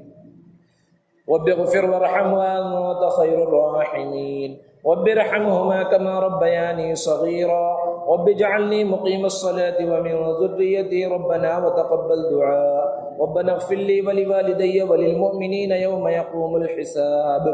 یا رب العالمین ہمارے گناہوں کو معاف فرما، یا الہ العالمین ہماری خطاؤں کو معاف فرما، یا رب العالمین ہمارے صغیرہ کبیرہ جانے میں انجانے میں جو بھی گناہ ہو گئے محض اپنے فضل و کرم سے معاف فرما۔ یا رب العالمین امت مسلمہ پر رحم فرما، جہاں بھی مسلمان پریشان حال ہیں ان کی پریشانیوں کو دور فرما۔ یا رب العالمین جو مقروض ہیں ان کے قرضوں کی ادائیگی کے اسباب مہیا فرما، جو بیمار ہیں انہیں شفائے کاملہ دائمہ عاجلہ مستمرہ عطا فرما۔ یا رب العالمین جو اس دنیا سے رخصت ہو گئے ان کی مغفرت فرما۔ یا رب العالمین مولانا محمد سالم قاسمی صاحب کی مغفرت فرما۔ یا رب العالمین ہم سب کا خاتمہ اپنے اپنے وقت پر ایمان پر فرما۔ یا رب العالمین موت سے پہلے موت کی صحیح تیاری کرنے کی توفیق عطا فرما۔ یا رب العالمین عذاب قبر سے حفاظت فرما، محشر کی رسوائیوں سے حفاظت فرما، جہنم کے عذاب سے حفاظت فرما، جنت الفردوس میں داخلہ عطا فرما۔ یا رب العالمین جنت الفردوس میں لے جانے والے اعمال کرنے کی توفیق عطا فرما۔ یا رب العالمین اعمال جہنم سے حفاظت فرما۔ یا رب العالمین حوض کوثر پر حضور اکرم صلی اللہ علیہ وسلم کے دست مبارک سے جام کوثر عطا فرما۔ یا رب العالمین حضور اکرم صلی اللہ علیہ وسلم کی شفاعت عطا فرما۔ یا رب العالمین ملک میں امن و امان قائم فرما، فتنہ اور فساد سے حفاظت فرما۔ یا رب العالمین ظالموں کے ظلم سے امت مسلمہ کے ایک ایک فرد کی حفاظت فرما، شریروں کی شرارت سے حفاظت فرما، فتینوں کے فتنے سے حفاظت فرما، ظالموں کے ظلم سے حفاظت فرما، فسادیوں کے فساد سے حفاظت فرما۔ یا رب العالمین جن لوگوں نے دعاؤں کے لیے کہا ہے یا لکھا ہے یا ان کا ہمارے اوپر حق ہے یا وہ ہم سے متوقع